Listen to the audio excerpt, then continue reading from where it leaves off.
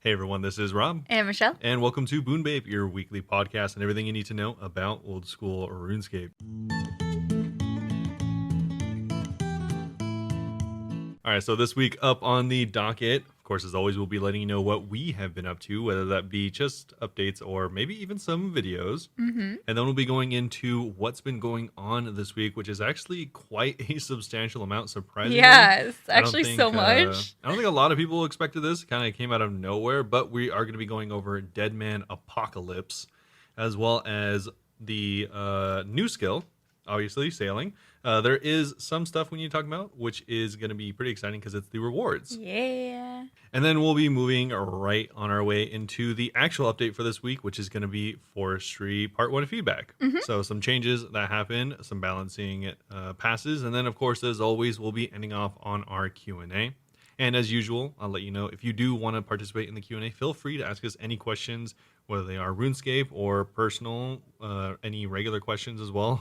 All questions are welcome. Mm-hmm. You can really just ask us through any of our socials, or feel free to join our Discord at discord.gg/Bunebape. And we do have a questions channel there just specifically for that, if that's where you want to go. Yep.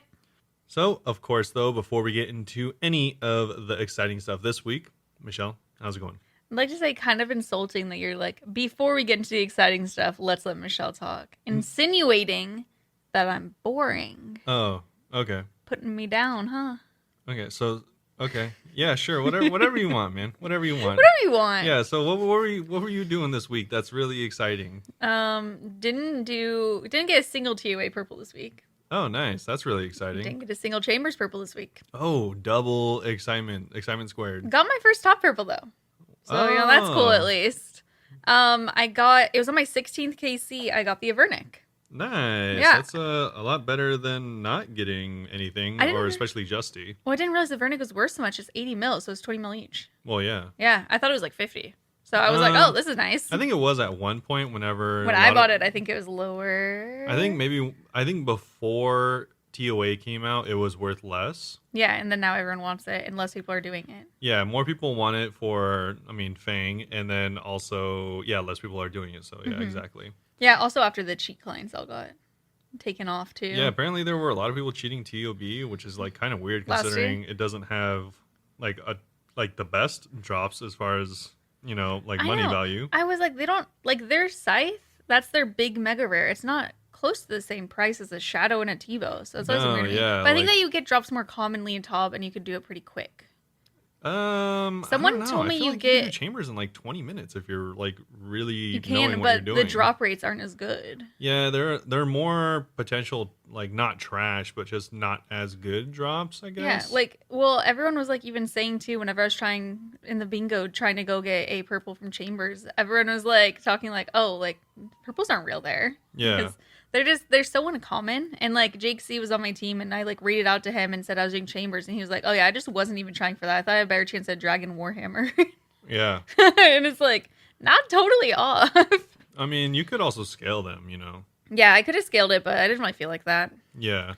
Because you can scale it pretty high. Like, I think I was taking a look at I'm in, this isn't like a sketchy thing. I was in the OSRS gear Discord. And they Sounds really sketchy. They let out an announcement talking about this new boosting Discord, which I guess is like complete, like quote unquote, completely like Jagex compliant or whatever you want to call it. Boosting is allowed for Chambers. Yeah. It's something that we talked about last week in the hot takes is that I didn't think it was allowed, and it is. Yeah.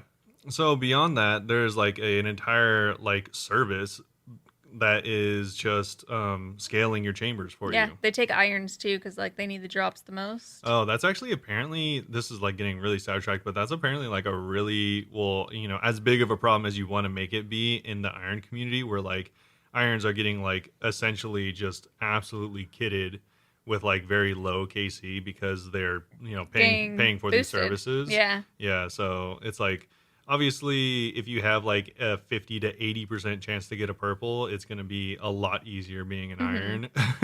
We have someone in our chat that does the boosting services. And it's funny though, because sometimes he'll do like the plus 50 people trying to get this iron, like a purple, and then like he'll get in his name on accident. Yeah. And it'll just be like something they needed. Yeah. Oh, well. Yeah. I mean, it's I guess that's like good, but Yeah, it's interesting. I mean, you pay them for a chance, right? Not I for think a that drop. I've heard someone say it's possible to pay for a guaranteed drop. It's Yeah. possible to protect against the prayer scrolls. So if you get arcane or dex, they won't count that as a purple. Yeah, that kind of reminds me a lot of like betting. Mm-hmm. There's so many ways to bet. There's like practically like a if you go to like a horse race or something, there's like an infinite amount of ways to bet. Like if you know what you're doing, so it Yeah. kind of seems like you're like I want this, I don't want that, and then it's just like the more things you select though, the more expensive each like Yeah. roll gets. It's really weird. I don't know Yeah. how much it cost, but I've done a couple of the super scaled ones with that person, but I've only done it when they like have offered to do it for free because I don't care enough to pay. Yeah, I I'm think like, I'll it's try, but I'm not that invested in it. I don't know how much it is, but I think it's probably really expensive. I'd imagine, yeah. Yeah, because I mean, let's be honest. Like all these boosting services are just like people that are buying gold and then buying these services. Like I don't think anyone is Some are, maybe not everyone. sure. I think the vast majority, though. I mean, I feel like if I guess less than 90%, I would just be lying to myself. You think so? They would just. Why wouldn't they just buy the gold? You I know, if don't they know. bought a bill for $200 or whatever it is, and then and then like boosted their iron a bunch of times. Like I don't. Yeah, I mean, $200 is like not a lot of money for some people. So. I was like, I would die for $200. Oh, okay. You would die for $200. Worth, yeah.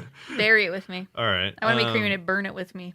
I don't even know how we got on the subject. Anyway, other things I've been up to this week because, like I said, I was doing bingo. I finally got my Kraken jar. Oh, nice. Finally, took me 2,132 kills to get a Kraken jar. And A jar of dirt. I'm right, this is the first jar you've ever gotten ever. No, actually, no. I got one from Abyssal Desire before. Oh, really? Yeah, Okay. yeah. So this is the second time I've ever gotten a jar, though, and it's funny because the drop rate is 1 out of 1,000. I went over twice the drop rate. Yeah. But it green logged it for me, and then 2 KC later, I got another jar. Nice. So weird. Easy. But yeah, it was very exciting. I think that's the first boss other than Historia that I've green logged. So like the first real regular boss, not a demi boss that I've green logged. Yeah. So I was really happy about that. Super excited. And it was nice because it was also for the bingo. It was extra points. But speaking of the bingo, we got 3rd place. Yeah, which is pretty cool because Yeah. the purse was for the first 3 places. Yeah, so we basically got our entry fee back. We each got 5 mil. I still have everyone's gold. I need to give it back to them. No, it's yours now. Well, because Jake C gave me all of the team's money and was like, oh, I'll pay for them. And now everyone else is like, just give Jake my money. Strawberry's internet was like messing up the entire bingo. And she's like, he could just keep it. And I'm like, you guys need to just tell me, who am I giving money to? You should just keep it on, see if I bet you they'll all forget. I mean, they all probably have gold and 5 mils, not much Exactly. to them. So But you just I'm not got going to cashed keep it. I'm not going to keep it. You just got cashed out. No problem. I'm going to Thanks, give it everyone. back. No, he's a liar. I'm not going to keep it. But yeah, I'm really, really excited that we got 5th place. It was fun.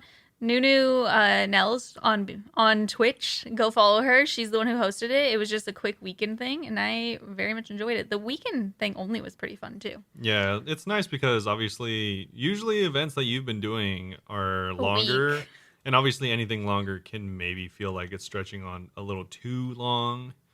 It's good and bad both ways, really. Because you have more time to do all these different tiles. Because by the end of it, I was like running out of time, like trying to get Void Waker. And I was like, oh, if I just had one more day, I feel like I could get Void Waker. But then at the same time, it's nice because you have to be quick with it. Yeah, I think the shorter timing is honestly better because then it gives you similar vibes to how what's it called, to how like leagues and stuff are. Like the reason it's exciting is because it's gone so fast. That's so true. No, that's very true. Like whenever they extended leagues by another month, I was like, oh, okay, and then kind of just like Remember, we were excited at first, and then we didn't realize that we'd get burnt out 2 days later. Yeah, and then I was like, all right, this is going on like a little way too long. Yeah. Also, I was thinking about leagues earlier, how Deadman Mode's coming back, and I was like, man, another leagues would be so fun. Yeah. Leagues was really fun at first. I think the amount of people that would prefer them to just bring back a redo of one of the leagues they've already done is astoundingly high. It's so much fun. I hope next year. But yeah, I've been doing that. I don't think I've put any new videos out, but I'm working on another like more informational video going over some detailed blog notes again. So hopefully I'll have that out the day that this comes out or like the day after the podcast comes out. So keep an eye out for it on YouTube. And other than that, just been playing Shorts Out every day. Yeah. Yeah. What have you been up to? Oh, I was going to say, do you have any new videos that you want to talk about or no? Well, just that one. And then, I actually been playing on my hardcore a little bit this week. Yeah. I played it for like 4 hours on stream last night. I'm trying to get to Wintertot. So I'm going to make a video, I think, of like my journey to get to Wintertot. Because I also just really like questing early on. Yeah. So I was questing, doing some skilling, trying to get some supplies for Wintertot. I still have to go and find warm clothing and make my way there, but getting close. That's cool. And you've been recording it all just in case. Yeah, I have. I've recorded. Oh my gosh. So I have like Robert suggested that I change this setting on OBS so you can record every time that you stream. So I did that because it's better quality than downloading my VOD. Yeah. I downloaded the VOD anyway because the recording while I stream automatically records all my music. It sure does. It does, yeah. Yeah. So I separate my audio so that it doesn't show up in the VODs. What you'd have to do is you can actually quick tip for anyone that also records with OBS. Okay, I was about to say you could tell me after. Yeah, you can like separate channels whenever you record, so it'll just record only your microphone, for instance, or nothing at all.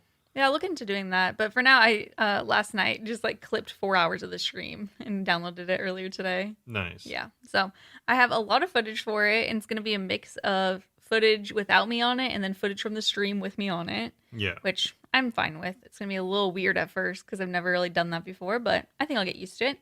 But yeah. I'm very excited to be working on that. I think that the videos for it will be like very slow though, because I plan on still playing my main a lot. So maybe like a couple of days hardcore a week on stream and then mostly my main, like 3 and 2. Yeah, you said you're not really going to take the hardcore like super seriously, right? Not too seriously. I want to play it more like I want to play it like at least a few days a week and like actually like make gains on it and stuff, but it's not replacing my main for sure. Well, yeah, of course. Yeah. But do you have anything relevant to that you want to share with the class? Wow, that was a really long pause. I thought you just weren't going to say anything. I thought you were just like, all right, well, just shutting down currently. I paused for like dramatic effect. And also, for the life of me, I could not figure out how to word that. I was like, well, I was just wondering if you... and then I shut down. Like your brain rebooted. And actually, do you have anything to say? That's literally what happened. Yeah, so what she's alluding to in such an eloquent manner was I have started a hardcore Ironman. I've inspired him. Not a group Ironman. I'm not playing with any friends. I'm not like Michelle. I am just playing by myself. Mm-hmm. He saw me doing it and he was like obsessed and was like, that should be me. No, I was contemplating whether I should like keep this a secret or not. It's not like a real secret, but I was going to. I was inspired by actually Limpwort. Mm-hmm. Limpwort's another videos. Content creator on YouTube. Yeah, I've actually talked about them before on here. Actually, one of my more like one of your favorite. Yeah, I was gonna say favorite, but just one that I like more than most others, just because like I like their style of videos. Mm-hmm. I like their no nonsense kind of stuff, and also that I don't know, the grinds. I don't know what about them, but they're enjoyable to watch whenever he does them. Yeah.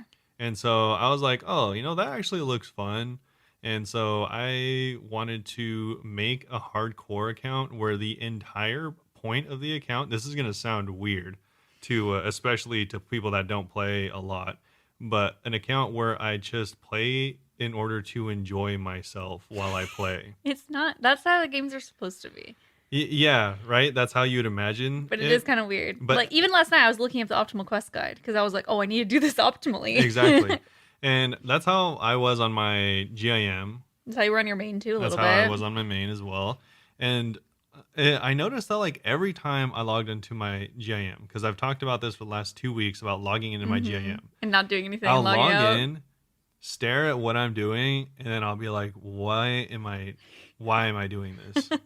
Like I for 2 days, like 2 weeks ago, 2 days in a row, I logged into my GIM outside of Guardians of the Rift. And I'm like, all right, well, I guess I'll just pick up where I left off because this is what I needed to do. Mm-hmm. And because, I mean, the rewards from Guardians of the Rift is crazy good. No, they're really good. Very, very good, especially for an IM. Like, it's very efficient to go there. Having those runes is really good, and the outfit makes it even better. And so it's like, why don't I just do this? And I'm like, wow, I really don't want to do this. Yeah, you kept comparing it to work. Yeah. It just felt like clocking into work. Yeah, like I'm just logging in, hitting that old time clock, and then just seeing how long I go. Your unpaid hours on RuneScape. Yeah, all of it's overtime, unpaid holiday. Like, yeah, I don't know. It's just, it felt bad, but like this is pretty much going to be like the opposite type of account where like I'm just doing things not specifically as inefficiently as possible, but just whatever you want. Whatever I feel like doing. I think it's going to be very interesting asking you what you've been up to every week and hearing like what random shenanigans you're getting to. Yeah, so I've played more RuneScape recently, obviously, because of this account, which is, it's always really exciting starting a new account. Dude, starting new accounts is the most fun. Yeah. I love it. And I've actually been trying out Forestry because Forestry looked fun. Mm-hmm. And what's the verdict? I have been having fun. Yeah. I've been enjoying it. It's nice. Yeah, I've been enjoying it a lot. And it's funny because I just still have a like bronze axe. Yeah. And I'm like 50-ish woodcutting at the moment. I'm actually woodcutting right now on my phone. He's been like consistently on for the past 36 hours. Anytime he's awake and not at work, I feel like you've been online. Well, yeah, but I mean, that's not a lot of time. I do spend a lot of time doing other things. Well, he was off yesterday because it was 4th of July and he was online all day. Yeah, that was like that a was weekend like from day. 3 a.m. to 8 p.m. No, I did study in the morning, so I definitely did stuff. But you're like, don't be crazy. It was from 5 a.m. No, I didn't start playing till like 9. And I woke up at 4. So. A cool 11 hours, not even that much. Yeah, but yeah, so I have been playing. I mean, obviously, so it's pretty cool. I've been enjoying it a lot. I've already unlocked the log basket. Yep. How do you like it? The basket. Baskets? Yeah, he was talking about yesterday to me, and he was like, the log basket, and just kept talking. He didn't even realize he's turned English. No, I did that on purpose. I like saying things weird. Sure, but that's hence the name Bunebape. What? Which I that's invented. not just like we both did it. Yeah. So yeah, log basket really handy. If anyone doesn't know, you can fit 28 extra logs in there. So pretty good. Just immediately doubles your inventory. So. Yeah. It honestly isn't huge because all of the best woodcutting spots are right next to a bank, so it's not like... Saves a little bit of time. What's cool is, though, that you don't know, is it actually has interaction with the leprechaun, and if you deposit with the leprechaun, it also deposits all the stuff in the bag. Oh, that's so handy. Huge, right? I like that. Because normally... I was kind of wondering. Yeah, if anyone's unfamiliar with how the fish barrel works, it's the same way where you can't take stuff out. It's like the looting bag. So it's nice that you can actually deposit the logs there. Yeah, it has to go to a bank. Otherwise, you're stuck with it. Yeah. And it is nice because I know this maybe is a spoiler. I don't know if I mentioned it yesterday. Or not yesterday, but last week. Like, there is a weird interaction if you combine the backpack or the basket. We did talk about this last week. That was kind of annoying. Yeah, the basket with the brace. It is kind of an annoying thing, trying to take it off and then, put it into your bank. I think they're going to come out with a fix for that, but until then, I'm just going to keep only the basket. Yeah, we're actually going to be talking about that later in the update. Yeah, that's what I thought. Okay. Yeah, so that's something that they've talked about, but haven't implemented. So until then, I will not be getting the brace, just the basket. We're also kind of hoping that there's more of these things they're talking about tomorrow. Yeah, hopefully. Well, I mean, that'd be nice. They do say that apparently there is like some reasons that it may take longer, but we'll get into that. Spaghetti code issues. Yeah, we'll get into that whenever we get to the update. But yeah, that's what I've been up to. I've just been wood cutting and fire making a little bit and wood cutting some more. So as far as just for fun too, not because wood cutting's the meta.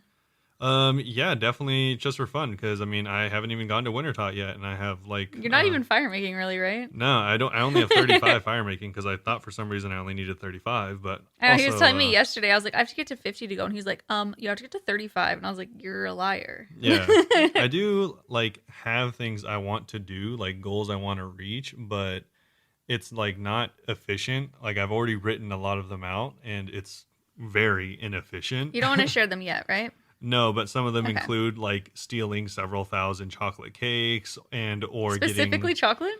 Well, I mean, they only come in chocolate. No, the cakes at the stall are regular cakes. Oh, well, okay. I mean, they look chocolate. They definitely don't look vanilla. Well, they have chocolate slices. Yeah, there are chocolate slices. I was like, why do you want thousands of chocolate slices? No, I always, yeah, whenever you asked me, I was like, because that's the only kind they have. But yeah, I guess technically they do have specifically chocolate cake. He really hasn't played in a second.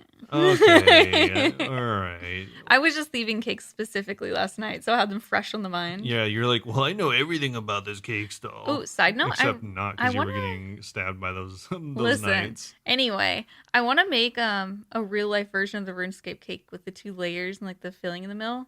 That is a really. You just said you wanted to make a regular cake, like a Betty Crocker cake. But I want it to look like it.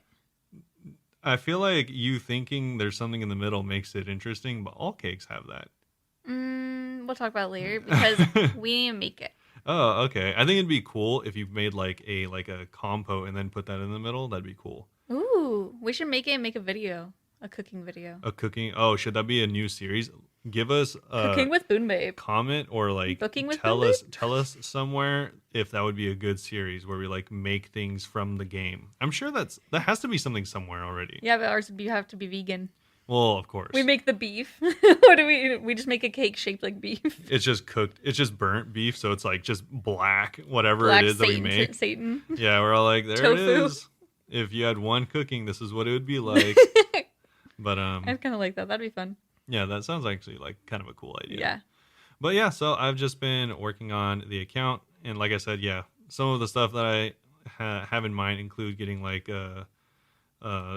billions of specifically chocolate cake slices. Yeah, specifically a bunch of cake farming. Also, potentially getting like 100 Host Sidious favor and all this stuff before I do any quests. Besides, I guess, technically going to Client of Korea. Yeah, the ones that maybe would help you with it. The ones where I have to do them. Yes.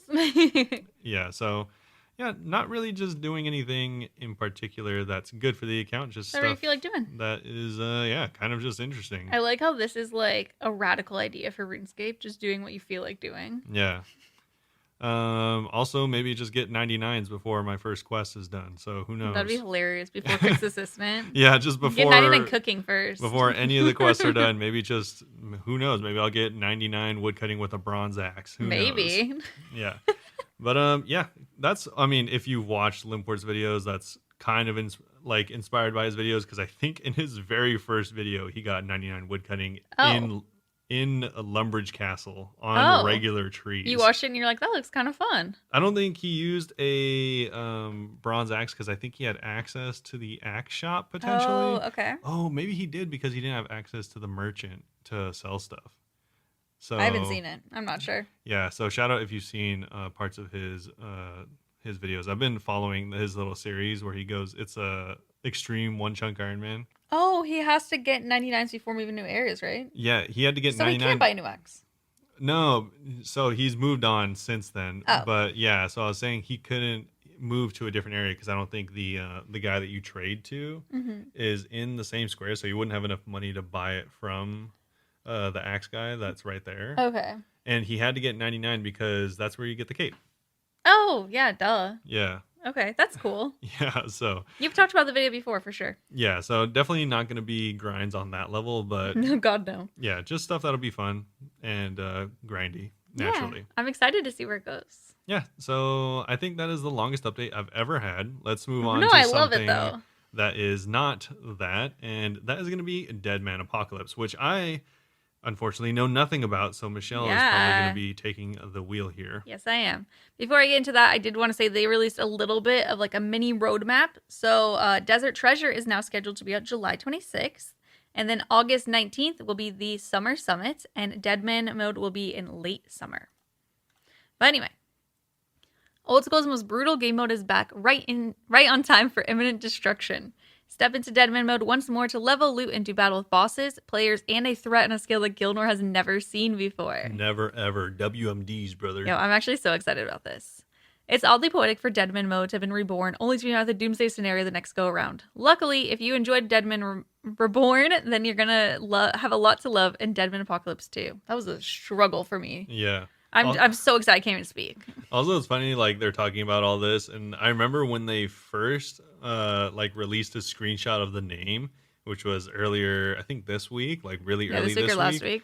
A lot of people were like making jokes about the servers. Like, Oh, stop. If you don't remember last year, the servers were not ideal in the finale. They had to do a redo of it months yeah, they later. were very easily It reduced to was rubble via something DDoSes. something of an apocalypse, you could say. You could say it was as if those servers were from an Yeah, apocalypse. but this mode, I think will be better. Yes, hopefully. So for those of you not in the know, Deadman at a base level is a seasonal game mode where PvP is enabled almost everywhere. XP rates are increased, loot is more plentiful, and there's always a chance for you to meet an untimely end and lose it all.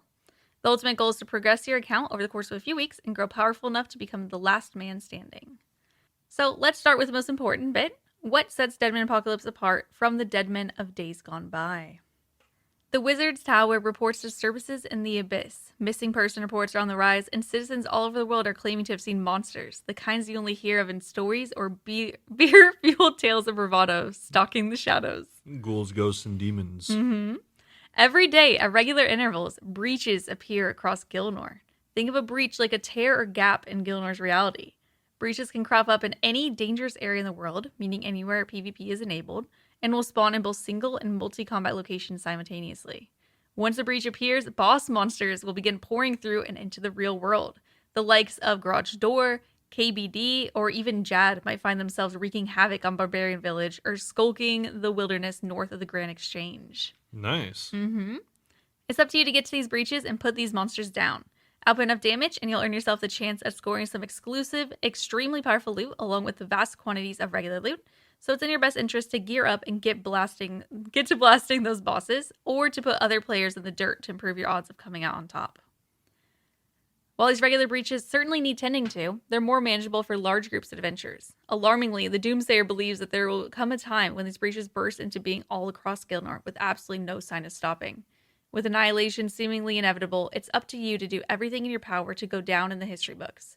Your goal is to be the last adventurer standing at the end of all things. Wow. Mm-hmm. So it's pretty cool. That reminds me a lot of, many games. One is a game that I played like a million years ago that I think has since maybe not existed anymore, but it's literally called Rift. And enemies would just open a rift and then come through. I like it. Pretty simple MMO. And then another one is actually a game I just downloaded yesterday, Elder Scrolls. Oh, cool. Yeah, so there's these things called dolmens, which like the enemies from another realm will throw a literal giant anchor into your realm and like spawn through the warp gate that like the anchor spawns. That's pretty cool. Yeah, it's kind of cool. Reminds me of that. Definitely doesn't look that way. Looks like they just spawned a bunch of KBDs in the wilderness. You know, what it reminds me of is a question that we had a couple months ago where we were talking about a mini game where bosses spawn like in random places in like waves and you try to defeat them. Yeah. It's weird. So whenever I was reading this, I was like, whoa, we've kind of talked about this. Yeah, pretty cool idea. Yeah. I like that it's PvMVP. I think is what they call it. Player versus monster versus player. I was like, what? Yeah. So PvE.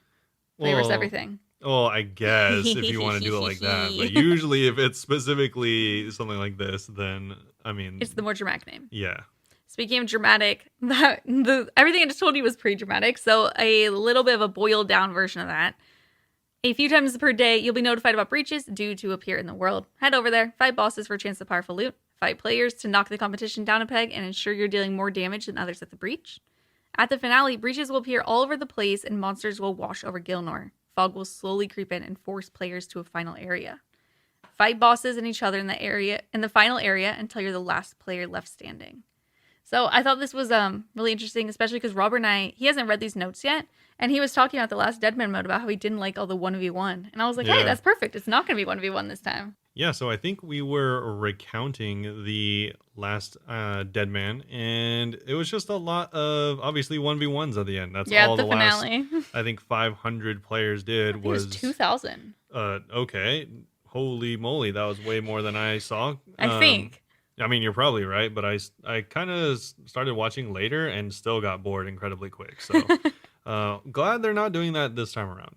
Yeah, they say that we've chosen a new direction to go in this time around, moving emphasis away from the more competitive 1v1 esports style finale. And instead, they're going to focus on those unforgettable random encounters with more participants than ever. Wrestling for control over resources or breaches, and giving an apocalyptic playground where you'll shape experiences that you talk about with your friends for years to come. Yeah.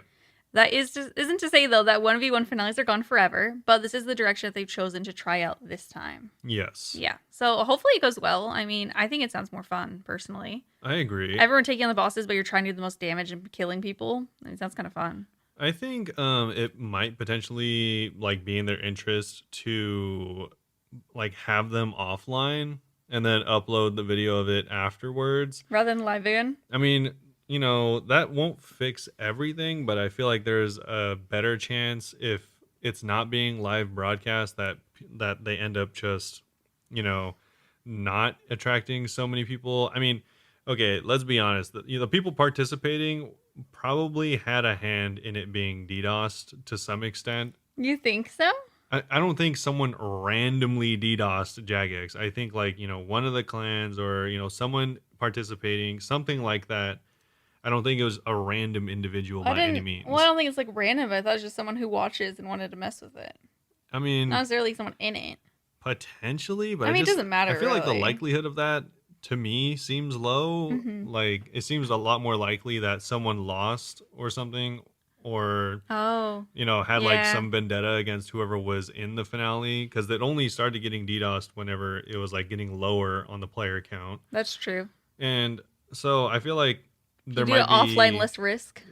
Yeah, there might be less incentive. It's not like someone couldn't tell them. In my saying in that, I think it was someone potentially in that had participated or had some vested interest, is that I feel like that could happen again, where like someone that's participating is all like, oh, it's happening right now because someone told them or because they were participating, and they could be like, all right, I'll DDoS the servers now.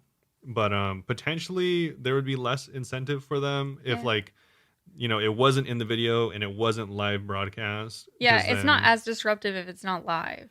Yeah. And there's also the chance that it really was random and people wouldn't know when it was. Yeah, exactly. So I think you'd just be covering a lot more of your bases if you had it offline. Obviously, that would be unfortunate because you would want to have it live, because that would be an interesting live event to watch.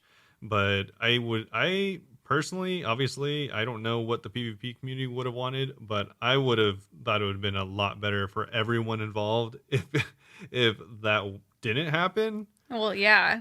So, potentially, I doubt they'll do it, but maybe they didn't say anything about if it's gonna be live or not. Just to let you guys all know, they didn't say anything about it. Yeah, this is just me assuming they're gonna do it live again. This is really the first thing that they've ever talked about for it. So a lot of this stuff may not even happen. Yeah, but hopefully, if not, then hopefully they take some extra measures to make sure that stuff like that doesn't happen, because that used to happen a lot actually in like whenever like Counter-Strike or esports in general became like really big, is there were some DDoSes like that. And so a lot of people have either, I don't know, like seriously reinforced their infrastructure, or in a lot of cases have just gone to LAN events. So local events, but fly everyone out. Yeah, exactly. Like you can't do that for like 2,000 just regular Joes that all play over the RuneScape. world. Yeah, so obviously that's not an option, but I don't know what they could do, because that really did. I mean, that straight up ruined that event. Yeah. So. Well, I mean, they got time to figure it out. It's probably not gonna come out for a couple more months. Yeah, I mean, they did do a timeline, so. They said late summer. It's only been summer for like a week and a half. Yeah. So they do have some time to figure it out. But anyway, when you take your first steps into Deadman Apocalypse, you'll be greeted with a lot of the same features you've come to know from previous DMM. And before long, you'll notice a handful of new additions. Let's start with what's familiar. We introduced combat bracket worlds as a part of Deadman Reborn to try and give players a slightly fairer XP, while also allowing limited builds like Pures and Zerk some rooms to flourish in their respective brackets. Combat brackets let you tailor your Deadman experience a little more by giving you the option to optimize your build for certain brackets, or improving replayability for those who would like to make several builds and try to dominate multiple brackets. These worlds also mean that if you're not able to put in many hours, you'll still be able to progress at your own pace and find yourself surrounded by players of a similar strength to you, rather than having to contend with people who have been able to take time off work to progress at an insane pace. Yeah. So if you only play a couple hours a night, you don't have to go with the no lifers like me. Yeah, I thought that was a really good idea. I agree, it was a really good idea. But the first attempt at brackets was well received, but some people thought it was actually too broad and allowed players at the top of each bracket to run absolutely rampant, which I kind of agree with. This time around, they've adjusted by using 5 brackets instead of 4, which they will outline soon. I'm so glad I didn't say what I was about to say, because I was like, man, it'd be nice if they just had better brackets. Yeah, and now they will. Yeah, because I was like, it'd be nice if, every 10 or 20 levels, as opposed to every, I think it was like 30 or like 40 levels in some cases. Something like that. Yeah, something like that. Like there were really big brackets. So like, yeah, if you could do like every 20 levels, that would give you 6 brackets. Obviously they said 5, so I mean that's better than what it was, which was 4. So that's nice. Yeah. Before I get to that though, I want to talk a little about increased XP rates. So increased XP rates are a staple of Deadman and help players progress quickly throughout a fast-paced temporary game mode. Progressing to higher combat bracket tiers will increase your XP multiplier, so if you're not interested in staying at a lower level, then you'll have a little extra boost as you push yourself towards maxing your combat stats. Also returning are automatic quest unlocks. Similar to Deadman Reborn, you'll receive an automatic completion of various quests as you progress into higher brackets. But this time around, we're looking to automatically complete quests that will allow you to access some pieces of in-game content, freeing you up to focus on earning points. We'll be covering points further down, so put them at the back of your mind for now. For Deadman Mode Apocalypse, we're upgrading starter packs. Starter packs are a great way for players who are just starting out or had recently met an untimely end to get back out there and start making progress again. These packs will get you out with some basic mage, range, and melee gear along with a handful of consumables. The items received from these packs are very basic, and you'll find yourself progressing past their usefulness before too long, but they're a nice way to help you get back on your feet if you just respawn in Lumbridge.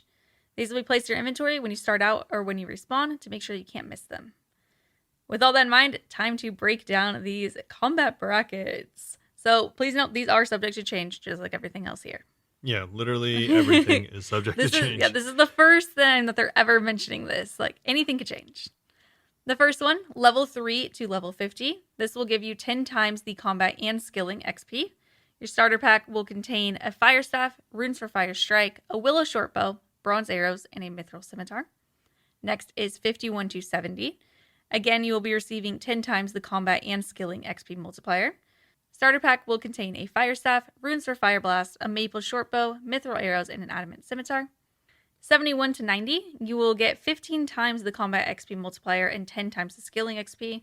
Starter pack will contain a fire staff, runes for fire blast, maple shortbow, mithril arrows, and an adamant scimitar, which is the same exact thing as the one right before it. Yeah.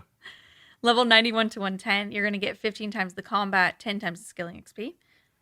And the 71 to 91 unlocks some pretty big quests like MM2, Desert Treasure will be unlocked, Song of the Elves, lots of good things with that one and some telly things. I also forgot to mention, but the other brackets as well, you'll be unlocking smaller stuff to help get you around and get you favor and stuff like that. Next is the level 91 to 110. So you get 15 times the combat XP, 10 times the scaling XP. Your starter pack will have a fire staff, runes for fire wave, a yew shortbow, adamant arrows, and a rune scimitar. That's actually the same pack for the final. Yeah. For the final bracket as well. Yeah, but this one also it unlocks some significant things like Night at the Theater, Beneath Cursed Sands, DS2, but says doesn't autocomplete, so I'm not totally sure what that we have to do at the end of that.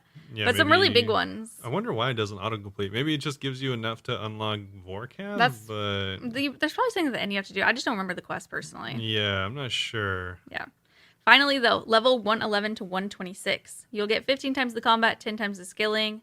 And like Robert said, it is the exact same starter pack at the end, so I'm just not even going to say it again. And you'll unlock some more random quests. And honestly, these ones are kind of anticlimactic. It's stuff like Dork's Quest, Ezekiel Colt, Into the Abyss, Romeo and Juliet. Yeah. I'm like, I don't really know why you need it, but you'll need it, I guess. Yeah, I agree. It's kind of weird. I'm sure that maybe you like get the quest cape because that's like a telly and stuff. Maybe. I don't know, because it's a lot of very random quests for the last one. Yeah. Also, on top of that, I feel like like going over the XP again, you get 10 times combat and skilling all the way up until a certain point, and then it goes to 15 times combat. 15 times combat and 10 times skilling, and it stays that way until max. I feel like maybe Wasn't it higher last time? I feel like I it don't. should be higher. I don't remember, to be honest, but I thought that the skilling would get higher as you go. I think it went up to 25 times. Maybe they thought that was too much. Maybe. Yeah, Yeah. I don't remember. I never got that high, so I don't know. But yeah, I played for like 2 days and I didn't PK anyone. Yeah. This time I want to try. Yeah, it's kind of interesting the way the brackets go as well. You know, they scale by every 20, or the first is 50 levels, and then every 20 levels. Yes. And then every 10 levels. So I guess that's okay. I think maybe I would have even included a smaller one, like level 3 to 30. Yeah, I was thinking like you could just, I don't know why they wouldn't want to do that. So that's mostly why. I doubt there's going to be a lot of players that would compete in like the lower brackets, but I don't know why they wouldn't have it. Yeah, I mean, again, this is all open to change. So yeah, of course. I could see them adding another one. Yeah, kind of cool. And also the starter packs are cool as well, I guess. Yeah. Something I'm actually super excited about. They say that in this mode, they've done away with the 3-life system, as we felt it was a little too punishing for temporary game mode. So you'll still lose your items on death, along with a key to your most valuable bank slots, but you will just respawn this time. You will not have to start over, which you had to do previously. And you might not even lose your stuff if you are using a Sigil of the Guardian Angel. Oh, yeah, and if you guys liked sigils, well, guess what? They're back. They're back. So let's get into that. Sigils were first introduced in the Reborn DMM. They provide powerful buffs in a range of scenarios and can be obtained by killing monsters or via the GE. They're making a return in Deadman Apocalypse, but we're making a handful of changes to Sigils as a whole and making some tweaks to many that already exist to help ensure your experience feels refreshing, new, and a good bit more balanced this time around. Yeah, some of them were really strong last time. They had to nerf a couple of them before the finale. Some of them are getting removed. I have one example soon. Much like before, you'll be able to choose a starting combat sigil to get you familiar with the system and learn how to activate them. From there, it's up to you to unlock more sigils as you progress and obtain as many as you can so that you've got options to help you conquer any challenge you might face. Sigils are split into 3 categories: combat, skilling, and utility. To activate their effects, you'll need to tune a sigil in a bank. While it might be fun to see what you're capable of with the power of every sigil imaginable at your fingertips, you will only be limited to 3 active at a time, as you can't go too crazy in this game mode. Yeah. You just make a god at that point. That's good. Yeah. Unlike before, you're no longer limited to 2 combat sigils. Instead, you'll be able to mix and match combat, skilling, or utility any way you like, so you could even do 3 combat this time around. Or, more than likely, 3 skilling. Yeah, probably. Me. As you progress through combat brackets, your chances of receiving sigils as drops from monsters will increase, though we'll be adjusting numbers slightly to account for the extra bracket this time around, and perhaps stop some obvious metas for farming them emerging. For part of our rebalancing, we've selected a handful of utility sigils to become utility items instead. These will be attained the exact same way, but you'll use them from your inventory without them using up one of your sigil slots. Cool. Yeah, so kind of more boost. These sigils come in 3 tiers, and there are a lot of them. Some will be familiar, some reworked, and some brand new. Like I said, they removed a handful of sigils that felt disruptive, so no more unfreezing yourself on demand, unfortunately. And they rebalanced a bunch of sigils that saw little use in Reborn to give players more freedom to play their way without feeling far behind the meta. We'll be keeping the full details under wraps for now. Keep an eye out over the next coming weeks, and we might just share a handful of them with you. But if you had a favorite utility sigil in Deadman Reborn, there's a chance that we've made it into a utility item instead. Here's a list of our early thoughts for these, including one that's particularly interesting. Sounds like we're setting up another segue. It's because we are.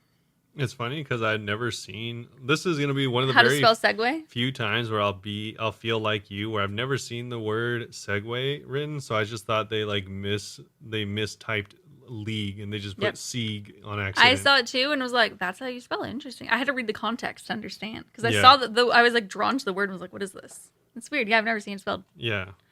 But anyway, utility items. First is Utility of Vengeance, Tier 2. This will cast the Vengeance spell without any requirements. Has a 30-second cooldown. Next is Utility of the Undead, Tier 2. It summons a random thrall without any requirements and also has a 30-second cooldown. Utility of the Fairy, Tier 2. Gives the player a fairy mushroom, which allows them to teleport to any fairy ring or spirit tree, provided they can access the destination.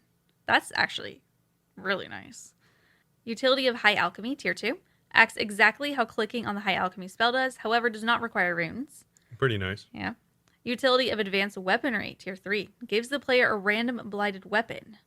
So, a blighted weapon, what's that? You might be asking yourself. We're glad you asked.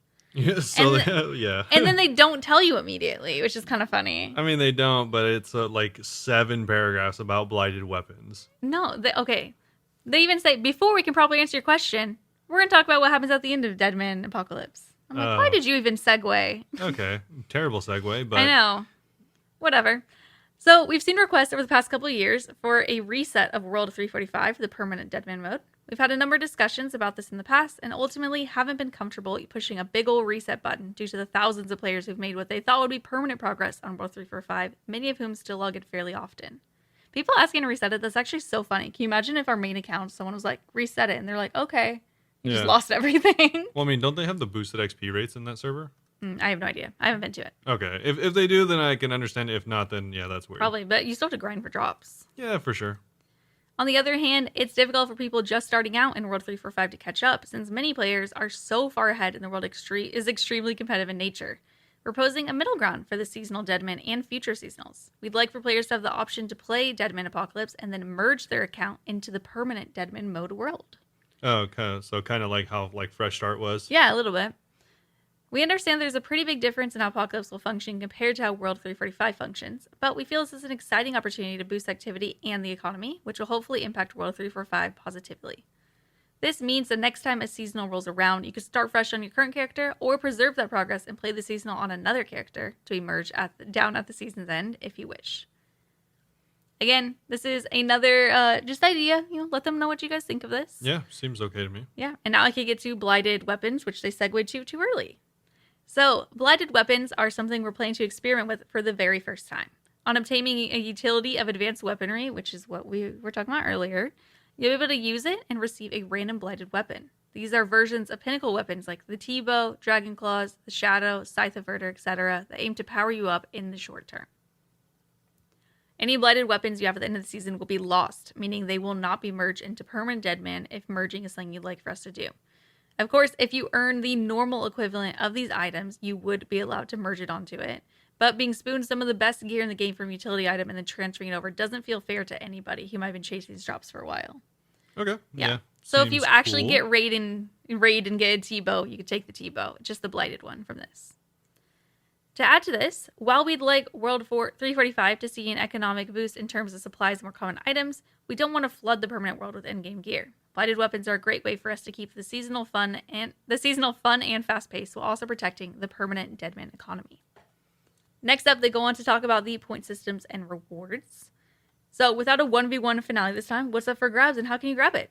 There's no time like the end of the world to introduce a point system, which ironically functions pretty similarly to the system we use in Fresh Start Worlds, which we were just talking about. Who would have thought? Yeah. So, point system.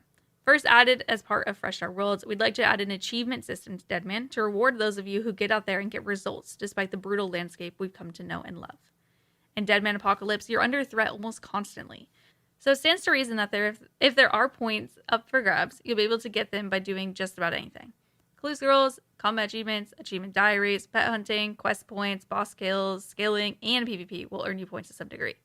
We won't bore you with the specifics at this point, but just know that more or less any time spent playing will reward you with points. There's always something to progress towards. More so than anything else, one of the best ways for you to earn points is by contributing at breaches, of course.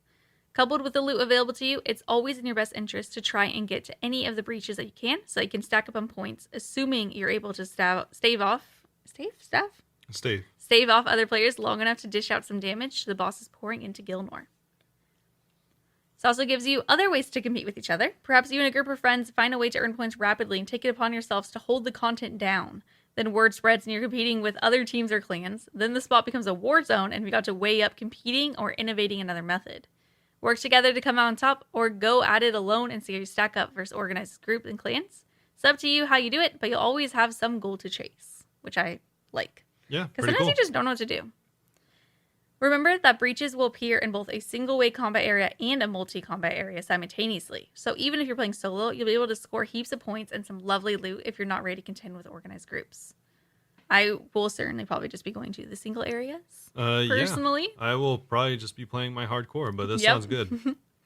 As you might expect, you're able to see your points at any time, both in-game and on the high scores, will be split up into tiers similar to leagues. Those of you who wind up in higher tiers will have better chances at earning some of this year's prize pool. So, Rewards. While we no longer have a 1v1 stage, we still have a finale, and we still have a last player standing. Deadman Apocalypse will still have a $25,000 prize pool, but we'll be experimenting with distributing this a little differently this time around. So $500 will go to whoever dealt the most damage to bosses during the finale on each of the 5 worlds, totaling $2,500.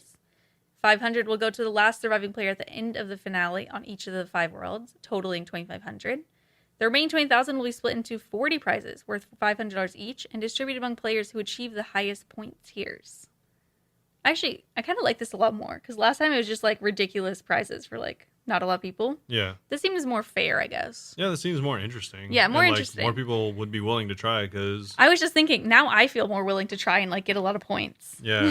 So, I mean, if obviously this is like a long shot, but 15% of the top or 15 of the top 1% get 500 each. That's a pretty good amount. Mm-hmm. I mean, obviously, if 10,000 people play, 1% of that, that's not a very high chance, but it's a lot higher than last season. It's like 1 out of 5. Yeah, it's a lot higher than last season, so that's pretty cool. And then obviously you can still win even if you're only an adamant, which is pretty easy to get. Mm-hmm. So, what he's talking about, the admin and stuff. So, bronze is the top 100%, iron is top 80, steel top 60, mithril top 40. None of those will receive any cash prizes. In adamant, the top 20%, 8 randomly selected winners will win $500 each. In rune, the top 5%, 12 randomly selected winners will get $500 each. Dragon, the top 1%, 15 random winners will get $500. And in the top 25, 5 randomly selected winners will get $500 each. I think this is a lot better because while people don't probably dislike getting free 12-month subscriptions added to their account, $500 is way better. Yeah, it's not the same as chasing $500. Exactly. It is way, way more This is making me like want to go and grind it a bunch. Okay, brother, let's calm down. Why? You're like, what if I win all of them? Well, I was going to say, what if I'm adamant? That's all I need to go for, and maybe be one of the top 8. Or not one of the random 8. Yeah, what if you it's are not even in the top 8? It's just the random. What if you make 5 accounts, 1 in each bracket, and you win? They all randomly lose. What if they all 5 win? Shut up. Anyway, we appreciate this is a pretty sizable departure from previous Deadman seasonals, but we're excited at the prospect of people playing to earn points and, more importantly, having fun while having a chance to secure themselves a nice chunk of change. Perhaps we'll even get to do a massive raffle stream while we reminisce, chat to you all, and pick out the winners. It's our first time trying a system like this in Deadman, so if it's something that you like, then it can only get better each time around as we iterate, making improvements and perhaps even adding main game rewards to let you flex your ferocity in future seasons. Yeah, I like that. I like that it's partially RNG, but also partially skill-based. Yeah, skill-based. I do think it'd be frustrating to be in the top 25 and not be one of the people getting money. Yeah. I do think it's funny how, because it's... Let me go back real quick. So it's the top 5... Or it's 5 players randomly selected from the top 25. Yeah, so it's random. You could be the best player and not get it. I know, but it's funny because while that one is 5 rewards, the one before it is 15.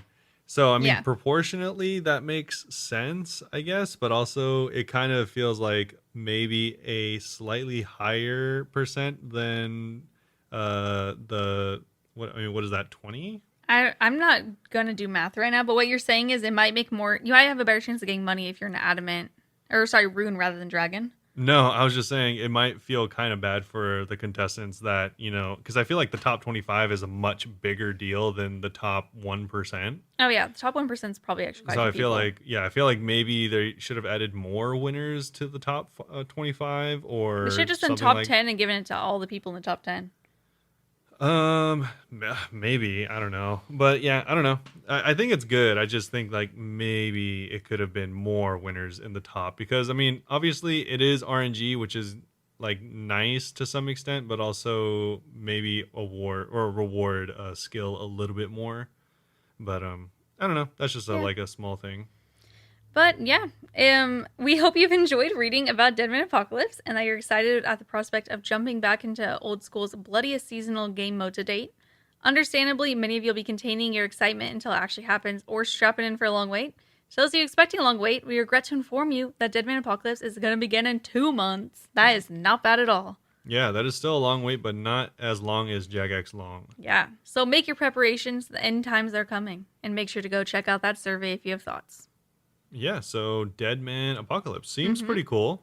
Yeah, no, I'm like really excited about it. I definitely want to do it. Yeah, I think it's going to be a lot more interesting to watch, a lot more Don't interesting to participate in. I like that you don't have just the 3 lives because that makes me more eager to play. Is that if Yeah. you die 3 times previously, you like lost all your stats and stuff, I think. Yeah, you could either choose to lose something or all your Everything. Yeah, stats. it was like It was all weird. your gear or all your stats or Something something like like that. that. Yeah. Yeah, So I'm so glad this that's not is a thing. better. Yeah, overall, I like the system way more. It sounds way more interesting. It sounds Yeah. way more unique. Like You're not interested in playing, but right? no, especially because I'm still gonna be playing my hardcore a lot at that time. Mm-hmm. So I really am not interested. But I mean, Fair. maybe I'll check it out. But really, I feel like that'll just be like me trying to wish that it was leagues, and so True. Would love leagues again. yeah.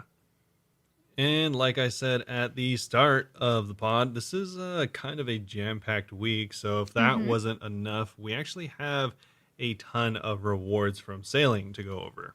Yep. So, like we kind of went over in the past few weeks, they've been slowly releasing and adding more and more stuff to sailing so that we can kind of take a look at it one step at a time. Yeah, get an idea of how it'll go. Yep, and this time around, it's going to be the rewards. So, this is something a lot of people have been looking forward to, us included, of course, Oh yeah. because we do know what the core gameplay will probably look like. And if you missed it, they still have the video out if you want to take a look at that.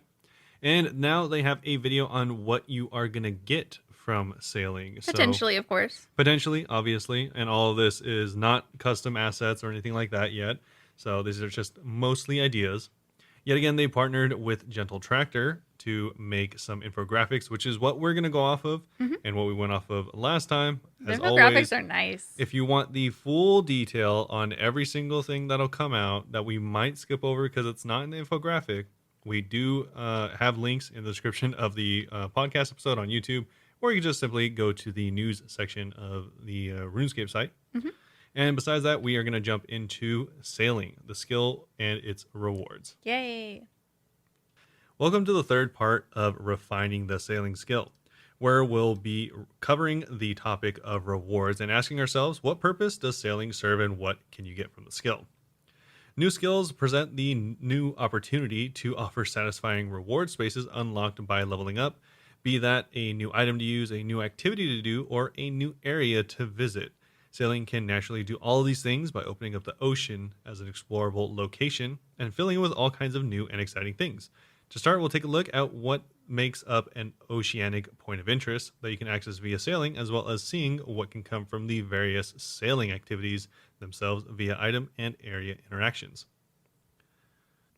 So for sailing, we're looking more at covering the types of reward spaces we can tap into and giving a few examples rather than creating an exhaustive list. So this, again, is more of an idea of what you can get, not exactly everything that you can get. Yeah, I think that's better because every time people just get very stuck on stuff. Yeah, exactly. So this is just scratching the potential surface of what's possible.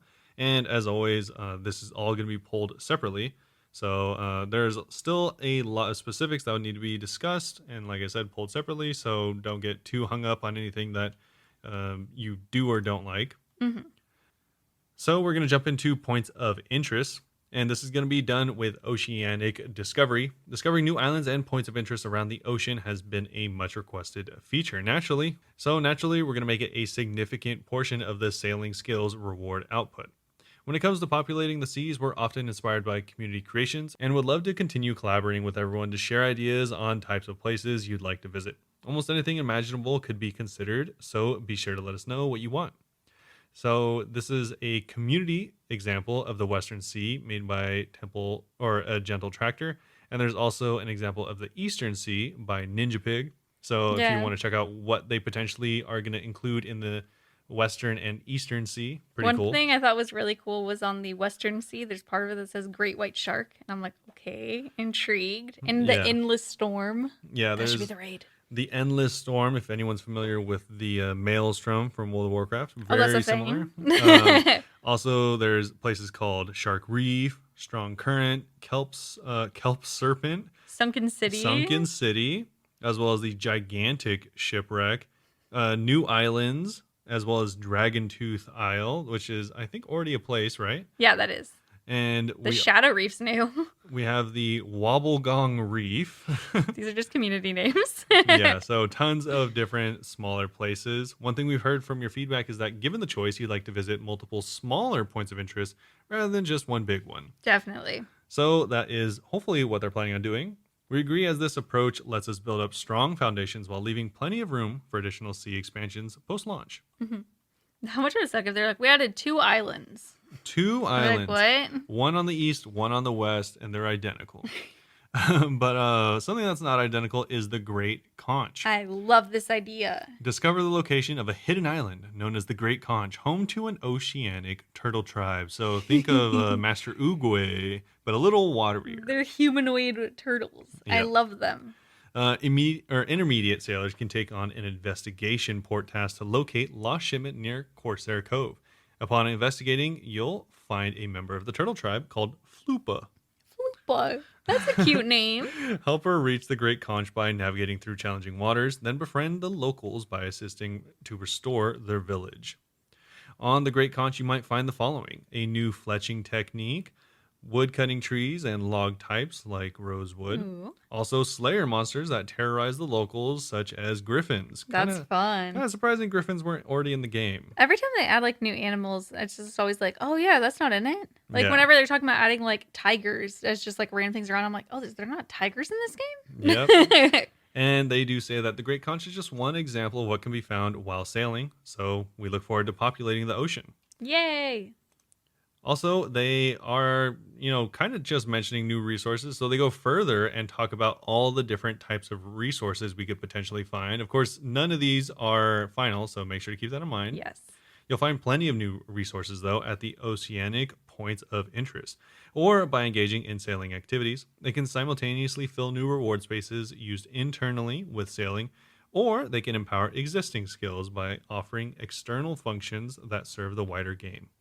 For now, here are just a few of the resource types and themes that we'd like to explore. Obviously, they're going to pull this. Mm-hmm. So the first one is going to be wood. So there's potentially going to be lark, cedar, and rosewood. I thought it was pronounced larch. It definitely could be. I've never heard of this wood before. I don't know. And that is going to be common, uncommon, and rarity, obviously, for each of those wood types. For each of those wood types. And that's how it's going to go here. I will list all of these in continuation from common or most common to least common. Yep. And all of those can be got from either things like the Barracuda Trials, which we'll go over in a minute, port tasks, or even just regular old wood cutting. Nice. Some other fibers that you could get, which potentially could help with farming or crafting, are going to be hemp and cotton. Kind of surprising that there's not cotton yet, actually, when you think about it. Yeah, really. Yeah. I think a lot of people just think of wool. True. Yeah. This will be more eco-friendly, right? Potentially. I don't know. So these are going to be obtained similarly through port task Barracuda Trials or just basic old farming. That'll be me trying to get the pet. And then we have metals. So we have lead and cobalt. So this is going to be uncommon and rare. And again, these do come from things like port task Barracuda Trials, but also something new called mineral dredging. Fun. Which, if you know what dredging is, this is going to seem pretty cool, or pretty like something that I feel like they might have kind of mentioned it before. I feel like it was something that I would have seen them doing through like a different type of fishing. Like I was kind of surprised it wasn't already incorporated in the game. That's true, yeah. And speaking of mineral dredging, we also have some minerals. This can be used for, of course, mining and crafting, similar as all the other gems. But you can get things like agate, garnet, as well as aquamarine. Mm-hmm. I'm not sure how to pronounce any of those. If I'm putting the emphasis in the wrong places. I got aquamarine correct at least. But you can get all these from mineral dredging, or sea monster hunting, or bossing. Those are the most spicy ones by far. Yeah, so far, definitely. And then if you are a fan of the fishing trawler, well, have you ever thought about deep sea trawling? Because that's where you can get haddock, blue tang, and sunfish. Yeah, some new foods. I want a sunfish sandwich. A sunfish sandwich. And lastly, we do have the coral, which is going to be partially farming and herb lore. So we have elkhorn, pillar, and umbral. These all come from coral farming at the sea or, of course, in the aquarium, which we kind of mentioned before. Yeah, and they even say that this could potentially be used to make armor with some bonuses to sailing-themed combat. Yeah. So I feel like that'd be really pretty. A lot of these have potentials to help you, like they said, in-game and out-of-game. Or in sailing and out of sailing. Yeah, in real life coral armor. In real life. Yeah, so you can use these for a whole host of things, from upgrading your ship's hull, making the ship facilities, upgrading the sails, making new nets, things like upgrading your ship cannon, or making weighted dredge nets. Also, you can use potentially the minerals we talked about earlier for jewelry, or teleporting you to various sailing locations. Huge. And then for the last few, you can use them to potentially bait out sea monsters with the new fish, or produce new kinds of food, of course. With my sunfish sandwich. Yes. And lastly, like Michelle mentioned, we do have ways to make new armor and even more bonus sailed theme content with the new coral items. Ooh, la la. Yeah, so potentially some really cool rewards so far. And we got even more. So, primary gameplay rewards. We've covered a number of the sailing activities in the core gameplay blog, blah, blah, blah, but didn't expand much on what they do from a reward standpoint. So let's get into it. Charting the sea. Create a comprehensive map of all oceanic points of interest, as well as earn cosmetics for your ship and characters, such as unique sail design, a wearable spyglass, and an island-themed POH style. That's cool. Yeah. I think that'll be my favorite POH style. Yeah, I'm just imagining like a little beach house. Yeah. Shipwreck salvaging. Take the salvage you recover back to a sorting station at port to identify what you hauled up. Find existing and new resources, including sellable cargo, gems, armor pieces, and the chance of finding rare sunken treasures. Port task. Receive payment for your hard work and coins and resources. At higher sailing levels, you might even get taught some secret shipbuilding techniques, such as learning how to make larger cargo holds. Barracuda trials. Earn unique resources to build special ship facilities for beating the champion of each trial, such as Mako Sail, a special sail that, as long as your sail isn't luffing, again, luffing, always keeps the wind speed bonus in any direction you travel. That's actually huge. Yeah, right?